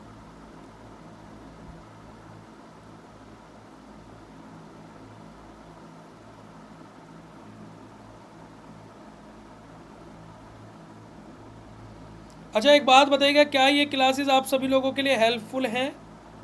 प्लीज़ कंफर्म कीजिएगा चैट सेशन में। मतलब कि जो मैं आपके लिए महा इंपॉर्टेंट क्वेश्चन की जो क्लासेस ले रहा हूँ, क्या आप लोगों के लिए हेल्पफुल लग रही है या फिर ऐसा लग रहा है कि टाइम वेस्ट हो रहा है? बताइएगा जी। क्या आप लोगों को आपकी ये क्लासेस जो मैं ले रहा हूँ ये हेल्पफुल लग रही है या टाइम वेस्ट लग रहा है?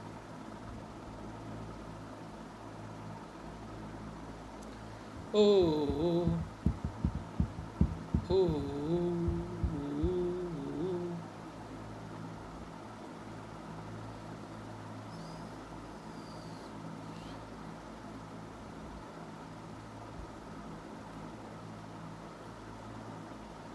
चलेगा तो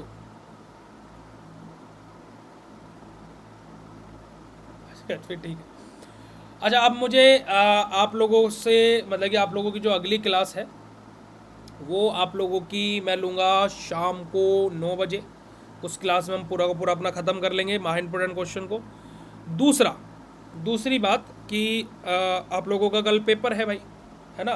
तो थोड़ा सा धूप तो हो ही रहा होगा, पर कोई बात नहीं।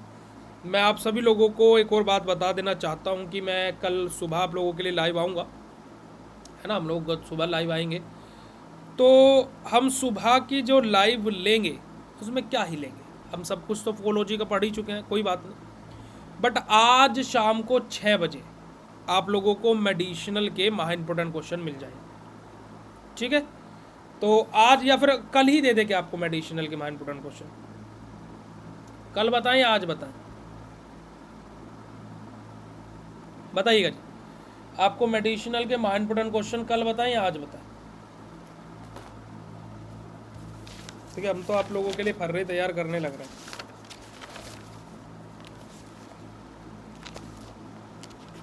हम तो आप लोगों के लिए फर्रे तैयार कर रहे हैं भैया, हम तो लगे पड़े हैं।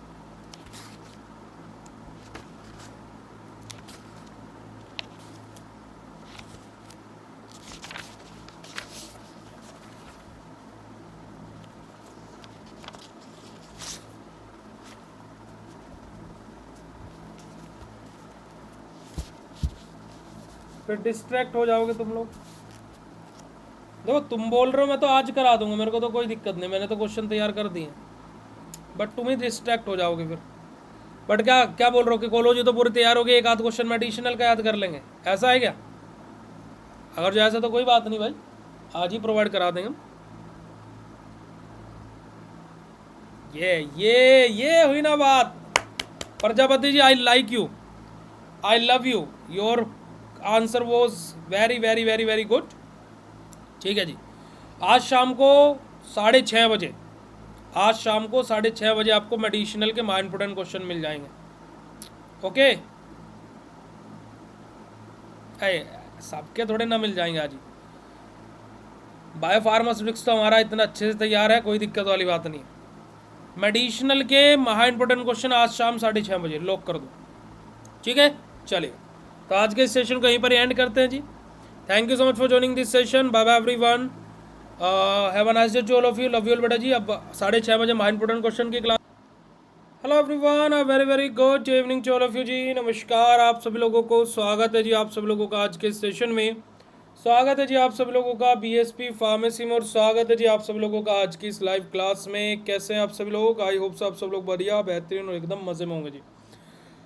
फार्माकोलॉजी महा इंपोर्टेंट क्वेश्चन सीरीज हम लोग अपने ऑलरेडी स्टार्ट कर चुके हैं, जहाँ पर हम लोग हमारा ये लास्ट हमारा सेशन है, और फिर कल आप लोगों का पेपर है भाई, और कल आप लोग पेपर को बढ़िया फाड़ करके आने वाले हो, और बहुत बढ़िया कल का आपका पेपर जाने वाला है, इतना तो मुझे आप लोगों पर पूरा विश्वास है। और मुझे पता है कि आप लोगों का पेपर बहुत अच्छा जाने वाला है, पर लेकिन आप लोग नौटंकी करते हो कि भैया हमारा पेपर बेकार जाएगा, भैया हमारे साथ ऐसा हो जाएगा, भैया हमारे साथ ऐसा हो जाएगा। पता नहीं तुम लोगों को ऐसा करने में क्या मज़ा आता है। चलेगा जी। तो हम लोग हमारा क्वेश्चन नंबर 9 बेटा जी हमारा, classify and discuss the pharmacology of protein drug, है ना। हमारा जो हमारा जो लेप्रोटिक और जो हमारी एंटी मलेरियल ड्रग है उनके बारे में बात करें। और जो हमारी प्रोटीन ड्रग होती है, जैसे कि हमारे प्रोटीन ड्रग्स हो गई, एंटी लेप्रोटिक ड्रग हो गई, हमारी एंटी मलेरियल ड्रग हो गई, इनके बारे में हम लोगों को डिस्कस करना है। पर लेकिन उससे पहले अगर जो आप सब लोगों को मेरी वॉइस और मेरी वीडियो क्लियर हो तो चैट सेशन में कन्फर्म कर दीजिएगी।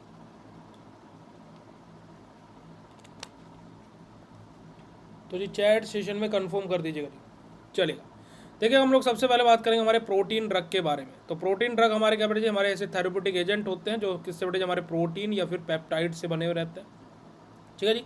तो protein drug are therapeutic agent made of proteins और पेप्टाइड, प्रोड्यूस बाय बेटे जी बायोटेक्नोलॉजी। हमारा किसके द्वारा प्रोड्यूस होते हैं बेटे, हमारे बायोटेक्नोलॉजी के द्वारा हमारे प्रोड्यूस होते हैं, और यूज टू रिप्लेस और मॉडिफाई बायोलॉजिकल फंक्शन हमारा, जिनको हम लोग यूज़ करते हैं, उपयोग करते हैं किस लिए बेटे जी, हमारा रिप्लेस करने के लिए किसी चीज़ को, या फिर हमारा जो बायोलॉजिकल फंक्शन है उसको मॉडिफाई करने के लिए। तो क्या बात बोलेगी बेटे जी, हमारा प्रोटीन ड्रग जो हमारी होती है वो हमारे क्या होता है, ऐसे थेरेप्यूटिक एजेंट होते हैं जो कि हमारे किसके बेटे जी बने रहते हैं, हमारे प्रोटीन के या फिर हमारे पेप्टाइड्स के, है ना, जो कि हमारे किसके द्वारा बेटे जी, हमारे बायोटेक्नोलॉजी के द्वारा प्रोड्यूस होते हैं, और जिनको हम लोग यूज़ करते हैं हमारा रिप्लेस या फिर मॉडिफाई करने के लिए हमारे बायोलॉजिकल फंक्शन को। ठीक है। हमारा क्लासिफिकेशन की बात की जाए प्रोटीन ड्रग के, तो हमारे यहाँ पर हार्मोन्स आ जाएंगे, जैसे कि हमारा इंसुलिन या फिर ग्रोथ हार्मोन। हमारे एंजाइम आ जाएंगे, जैसे कि हमारा स्ट्रेप्टोकाइनेज हमारा एंजाइम आ जाएगा। ठीक है जी। हमारा मोनोकोलन हमारी एंटीबॉडीज़ आ जाएगी, जैसे कि हमारा क्या बेटे हमारा यहाँ पर रिटोएक्समिन हमारा यहाँ पर आ जाएगा। हमारा साइटोकाइंस हमारे यहाँ पर आ जाएंगे, जैसे कि हमारा कोई हमारा इंटरफेरोन्स जो हमारे हो गए, या फिर हमारा इंटर जो हमारा ल्यूकेंस जो हमारे रहते हैं, ये सब के सब हमारा जाएंगे। ये सब के सब क्लासिफिकेशन है किसके बेटे, हमारे प्रोटीन ड्रग्स के। अगर जो हम लोग प्रोटीन ड्रग की फार्माकोलॉजी के बारे में बात करें तो हमारे इसके मैकेनिज्म ऑफ एक्शन में हमारे यहाँ पर सबसे पहला जाएगा। तो हमारा क्या करता है, हमारा स्पेसिफिक रिसेप्टर के साथ में बाइंड करता है, जो भी हमारी प्रोटीन ड्रग होती है अपने स्पेसिफिक रिसेप्टर के साथ में बाइंड करती है, जो भी हमारी बॉडी के स्पेसिफिक रिसेप्टर है वहाँ पर हमारा क्या बेटे, या तो माइमेकी या फिर इनहांस नेचर बायोलॉजिकल प्रोसेस, या तो क्या करते हैं बेटे हमारा कि एक्शन को क्या करेगा, इन्हांस करेगा यानी कि बढ़ाएगा, या फिर जो हमारी नेचुरल बायोलॉजिकल प्रोसेस है उसको मिनिमाइज करेगा, कि उसके एक्शन को क्या है मिनिमाइज करेगा, कम करेगा, रिड्यूस करेगा, सप्रेस करेगा, या फिर इन्हांस करेगा, स्टिमुलेट करेगा, बढ़ाएगा उसके एक्शन को। और हाईली टारगेट स्पेसिफिक एक्शन हमारा यहाँ पर रहता है कि हमारा जो प्रोटीन जो हमारे ड्रग्स जो हमारे रहते हैं यहाँ पर हमारा क्या बेटे जी, हाईली हमारा क्या होता है, ये हमारा टारगेट स्पेसिफिक एक्शन हमारा यहाँ पर हमें देखने को मिलता है जी। अगर हम इसके यूजेस की बारे में बात करें, जैसे कि हमारा डायबिटीज़ के केस में जैसे कि इंसुलिन का हमारा यूज़ होता है, कैंसर थेरेपी में जैसे हमारे मोनोक्लोनल जो हमारी एंटीबॉडीज है उनका कैंसर थेरेपी में हमारा यूज़ होता है, जो हमारे ऑटो इम्यून डिसीज है वहाँ पर हमारा इनका यूज़ होता है, और जो हमारा स्टेप्टोकाइनिन्स है हमारा, है ना, जो हमारा बेटे जी हमारा थ्रोम्बोलाइसिस के कंडीशन में जो हमारे स्टेप्टोकाइनिन्स है हमारा उनका उपयोग किया जाता है।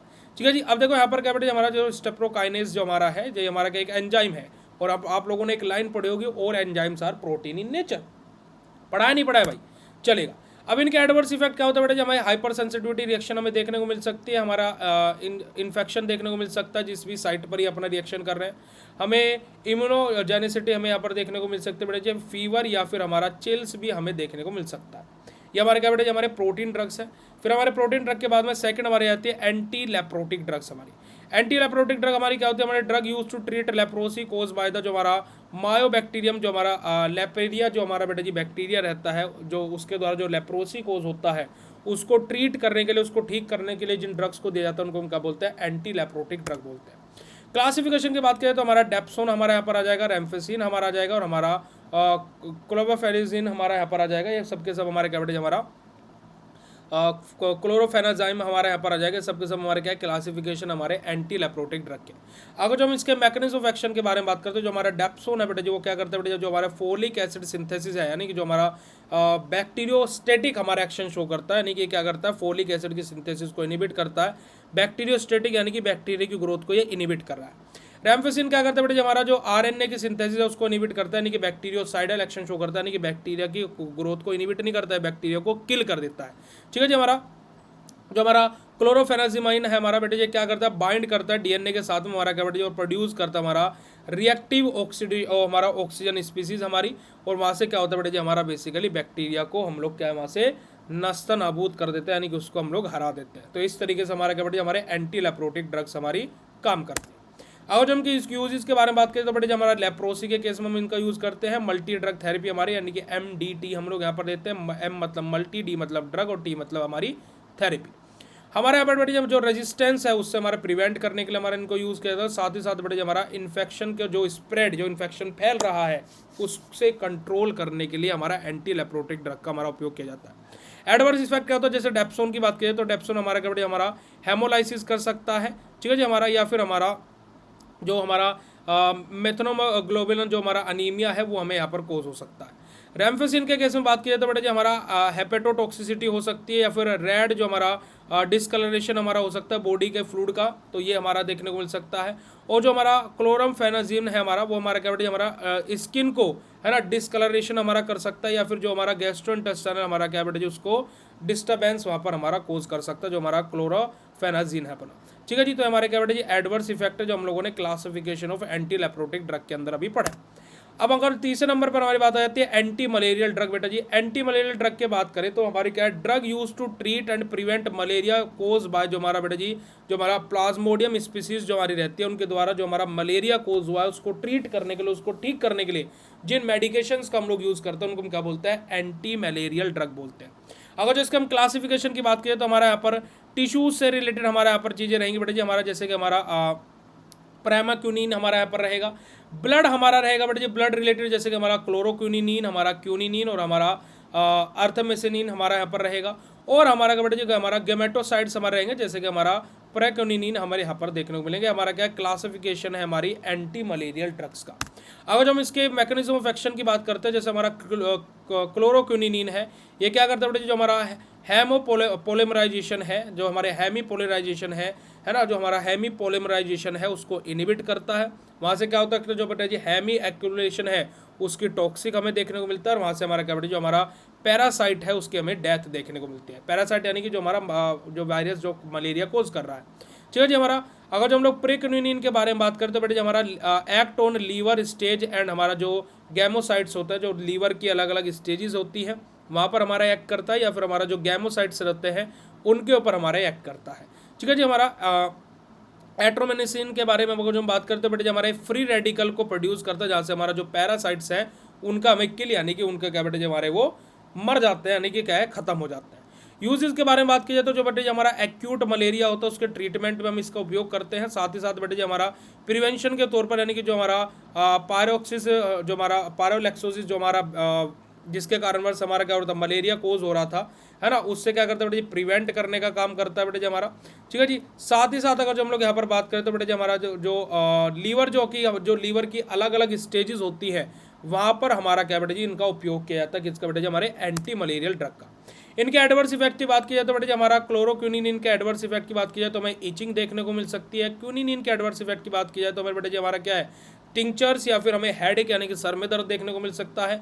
प्रेक्यूनिन की बात की जाए हमारा प्राइमाक्यूनिन की बात की जाए तो हमारे बेटे हमारा G6PD डिफिशियंसी। अब देखिए G6PD क्या होता है एक बार मुझे बताइएगा, 4th सेमेस्टर में आप लोग पढ़ के आए होंगे।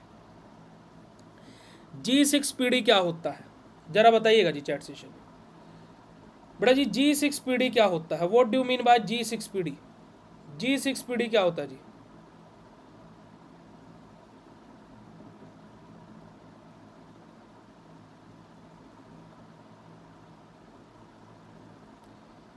जल्दी बताइएगा जी बेटा जी।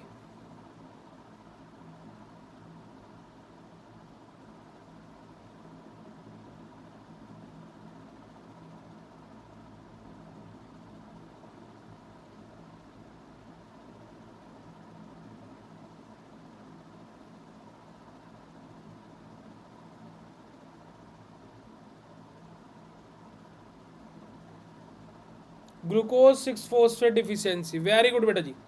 ग्लूकोज 6 फोस्फेट डी का मतलब क्या है, डिफिशियंसी तो अलग है बेटा जी। G6PD क्या होता है? ग्लूकोज 6 फोस्फेट डिहाइड्रोजिनेज की डिफिशियंसी, ग्लूकोज 6 फोस्फेट डिहाइड्रोजिनेज होता है G6PD, है ना। आ रही बात समझ में? G6PD की फुल फॉर्म होती है ग्लूकोज 6 फोस्फेट डिहाइड्रोजिनेज, डिफिशियंसी तो उसकी हो रही है ना ग्लूकोज G6PD की। सेकेंड सेमेस्टर में बायोकेमिस्ट्री की यूनिट नंबर सेकंड में भी आप लोग कार्बोहाइड्रेट्स के अंदर इसको पढ़ के आए हैं, याद रखिएगा। ठीक है जी, तो ये हमारे क्या बेटे जी हमारा प्रोटीन ड्रग, हमारी एंटी लेप्रोटिक और हमारी एंटी मलेरियल ड्रग के बारे में बात है। ओके, नेक्स्ट क्वेश्चन बेटा जी, discuss the pharmacology of salbutamol and हमारा सल्फोनामाइड की। जो हमारा साल्ब्यूटामोल होता है और जो सल्फोनामाइड होते हैं उनकी फार्माकोलॉजी के बारे में बात करनी है। अगर जो हम लोग सबसे पहले बात करते हैं बेटा जी हमारा फार्माकोलॉजी ऑफ साल्ब्यूटामोल के बारे में, तो बेटा जी हमारा short acting beta 2 adrenergic agonist हमारा होता है, यानी कि सिम्पैथोमाइमेटिक हमारा ब्रोंकोडायलेटर्स हमारे रहते हैं। कौन बेटे जी हमारे, अगर जो साल्ब्यूटामोल की बात की जाए, अगर जो साल्ब्यूटामोल के मैकेनिज्म ऑफ एक्शन की बात की जाए तो हमारे क्या करते हैं, बीटा 2 एडिनर्जिक रिसेप्टर को स्टिमुलेट करते हैं, जहाँ से हमारे क्या बेटे हमारा स्मूथ मसल का बेटे हमारा क्या ब्रोंकाल स्मूथ मसल के अंदर जो हमारे बीटा 2 एडिनर्जिक रिसेप्टर होते हैं उनको स्टिमुलेट करते हैं। ठीक है जी, वहाँ से क्या होता है बेटे जो हमारा एडिनाइल जो हमारा एडिनलेट हमारा जो साइक्लेज है वो हमारा एक्टिवेट होता है, और जब वो एक्टिवेट होता है वहाँ से क्या होता है बेटे हमारा साइक्लिक एएमपी है ना, ये हमारा क्या होता है बेटे जी, जो साइक्लिक एएमपी का लेवल है वो वहाँ से हमारा इंक्रीज हो जाता है। जब साइक्लिक एएमपी का लेवल इंक्रीज होता है तो हमारा बेटा जी जो क्या ब्रोंकाइल स्मूथ मसल है उनमें हमें रिलैक्सेशन देखने को मिलता है, और जहाँ से हमें ब्रोंको डायलेशन हमें देखने को मिलता है। और ये ऑल्सो इनिबिट हमारा release of inflammatory mediators from mast cell, कि जो हमारे इन्फ्लामेटरी मेडिकेटर्स जो हमारे रिलीज हो रहे हैं मास्ट सेल से उनको इनिबिट करने का भी काम कौन करते हैं बेटे हमारे जो साल्ब्यूटामोल होता है। तो साल्ब्यूटामोल क्या होता है बेटे हमारे बीटा एडिनर्जिक रिसेप्टर जो हमारे ब्रोंकाल स्मूथ मसल में प्रेजेंट होते हैं उनको स्टिमुलेट करते हैं। अब जब वो स्टिमुलेट होता है तो वहाँ से क्या होता है, जो हमारा एडिनाइलेट साइक्लेज जो है वो हमारा एक्टिवेट होता है, जहाँ से हमारा जो साइक्लिक एएमपी का लेवल है वो इंक्रीज हो जाता है। अब जब साइक्लिक एएमपी का लेवल इंक्रीज होता है तो हमारा क्या बेटे जो ब्रोंकाल स्मूथ मसल है उनका रिलैक्सेशन हमें देखने को मिलता है और हमें ब्रोंको डायलेशन देखने को मिलता है। और साथ ही साथ जो हमारा ये साल्ब्यूटामोल है क्या करते हैं बेटे जी, हमारा जो इन्फ्लामेटरी मेडिकेटर्स है जो मास्ट सेल से रिलीज हो रहे हैं उनको इनिबिट करने का भी काम करता है जी। फार्माकोलॉजिकल इफेक्ट के बारे में बात किया तो बेटे जी हमारा ये रैपिड हमारा ब्रोंको डायलेशन कोज कर देता है, साथ ही साथ जो हमारा एयर फ्लो है लंग्स के अंदर वो इंप्रूव कर देता है, और जो हमारा बेटा जी ब्रोंको स्पाज्म है उससे हमें क्या बेटा जी रिलीफ प्रोवाइड कराने का काम करता है। इसके यूजेस की बात करें तो बेटा जी एक्यूट ब्रोंकाइल अस्थमा में हम इसका यूज़ करते हैं, साथ ही साथ जो क्रोनिक ऑब्स्ट्रक्टिव पल्मोनरी डिसीज होती है वहाँ पर हम इसका उपयोग करते हैं, और उसी के साथ साथ बेटा जी हमारा जो एक्सेसिस हमारा है ना इंड्यूस्ड अस्थमा है उससे प्रिवेंट भी हमारा करता है कौन बेटा जी हमारा साल्ब्यूटामोल। ओके, अगर जो हम इसके एडवर्स इफेक्ट के बारे में बात करें तो बेटा जी हमारे ट्रैकीकार्डिया हमें देखने को मिल सकता है, हमारा नर्वसनेस थोड़ी सी हमें हो सकती है ना, हमारा हाइपो एल्केमिया हमें देखने को मिल सकता है अगर जो हम लोग हाई डोज ले लें, तो ये सब हमारे क्या बेटा हमारा ट्रीमर्स हमें देखने को मिल सकते हैं, सबके सब हमारे क्या साल्ब्यूटामोल के हमारे एडवर्स इफेक्ट है।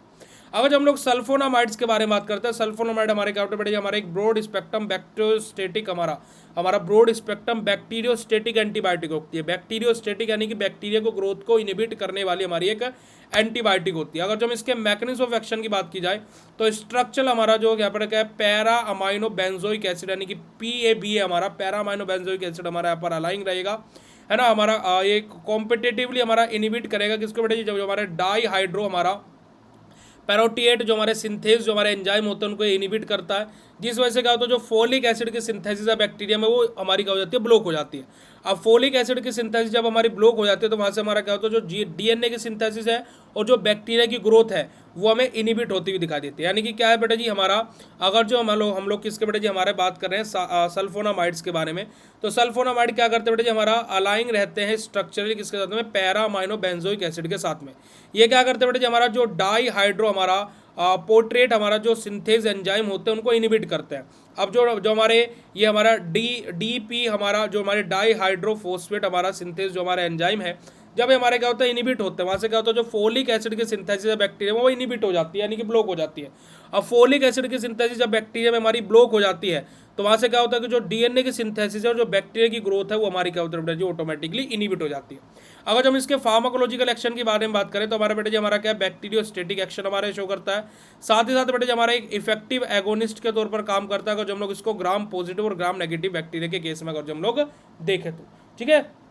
अगर जो आप बनाना चाहो तो बना सकते हो बट एज सच आप लोग बना लोगे तो बहुत सोने पर सुहागा वाली बात हो जाएगी है ना, तो बहुत अच्छी बात है अगर जो आप स्ट्रक्चर बनाएंगे। यूजेस के बारे में बात करें तो बेटे यूरिनरी ट्रैक इन्फेक्शन के तौर पर हम लोग हमारे यूरिनरी ट्रैक इन्फेक्शन के केस में इसको यूज़ कर सकते हैं, रेस्पिरेटरी इन्फेक्शन के केस में इसको यूज़ कर सकते हैं, गैस्ट्रोइंटेस्टाइनल इन्फेक्शन में इसको यूज़ कर सकते हैं और साथ ही साथ इनको कॉम्बिनेशन में है ना हम लोग इसको कॉम्बिनेशन में भी हमारा यूज़ कर सकते हैं हमारा कोट्रायोमोक्साजोल के तौर पर हमारा है ना हमारा ट्राई मिथोप्रिम के साथ में अगर हम इसको कॉम्बिनेशन दे तो हमारा बेटा जी हमारा ट्रायोमोक्साजोल का हमारा यहाँ पर कॉम्बिनेशन हमें देखने को मिलता है। अगर हम इसके एडवर्स ड्रग रिएक्शन यानी कि एडवर्स इफेक्ट के बारे में बात करें तो हाइपर सेंसिटिविटी रिएक्शन हमें देखने को मिल सकते हैं बेटा जी हमारा, फोटो सेंसिटिविटी हमें देखने को मिल सकते हैं हमारा, है ना, हेमोलाइटिक हमारा अनीमिया हमें देखने को मिल सकता है, यानी कि स्पेशली हमारा जो G6PD हमारा जो है उसकी डिफिशियंसी हमें देखने को मिल सकती है, किडनी डैमेज हमारा यहाँ पर देखने को मिल सकता है, और साथ ही साथ बेटा जी नोजिया और वोमिटिंग जैसी कंडीशन हमें देखने को मिल सकती है। ठीक है जी। अगर जो हम लोग कंक्लूजन के बारे में बात करते हैं तो हमारा जो साल्ब्यूटामोल है बेटा जो हमारा ब्रोंको डायलेटर के तौर पर यूज किया जाता है हमारा जो रेस्पिरेटरी डिसीज होते हैं उसमें,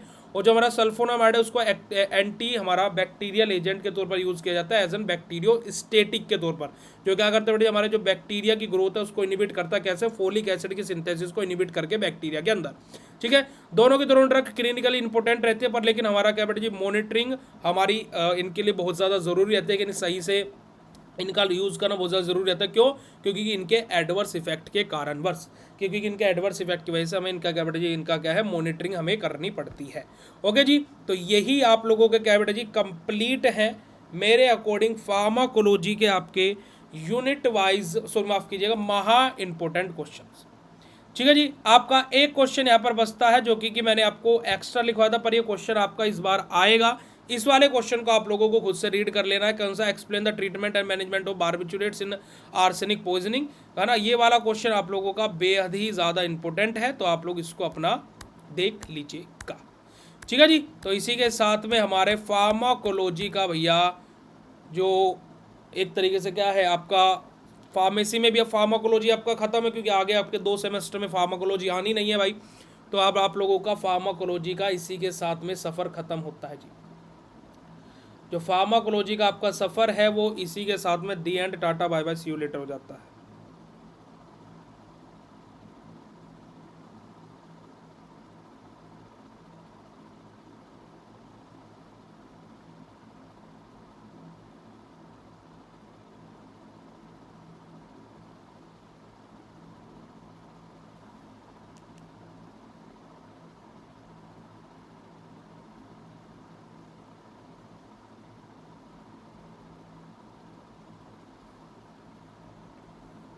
ठीक है जी, कल सुबह मेरी क्लास होगी जहाँ पर हम लोग अपना बहुत ही इंपॉर्टेंट सेशन की फार्माकोलॉजी के पेपर में जो आपका कल होने वाला है उसमें आप लोगों को किस प्रकार से लिख करके आना है, कैसे लिखना है, कैसे क्या करना है, इस सब कुछ मैं आप लोगों को बताने वाला हूँ।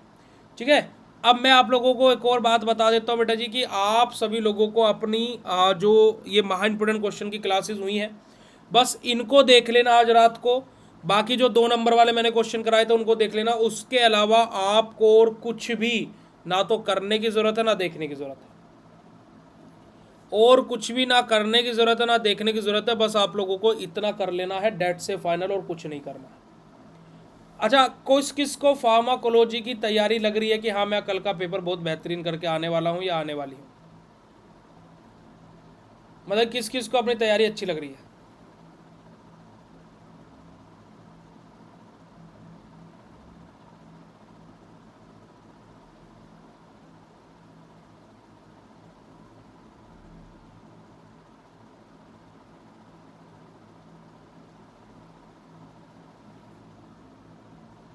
कि कल के पेपर से किस को डर नहीं लग रहा है कि कल का पेपर भैया हमारा तो बेहतरीन ही होगा, मतलब कल का पेपर तो हम बढ़िया ही करके आने वाले हैं? किस को ऐसा लग रहा है कि कल का पेपर उसका बहुत बढ़िया जाने वाला है, कि भैया कल के पेपर की टेंशन नहीं, आगे की देखेंगे?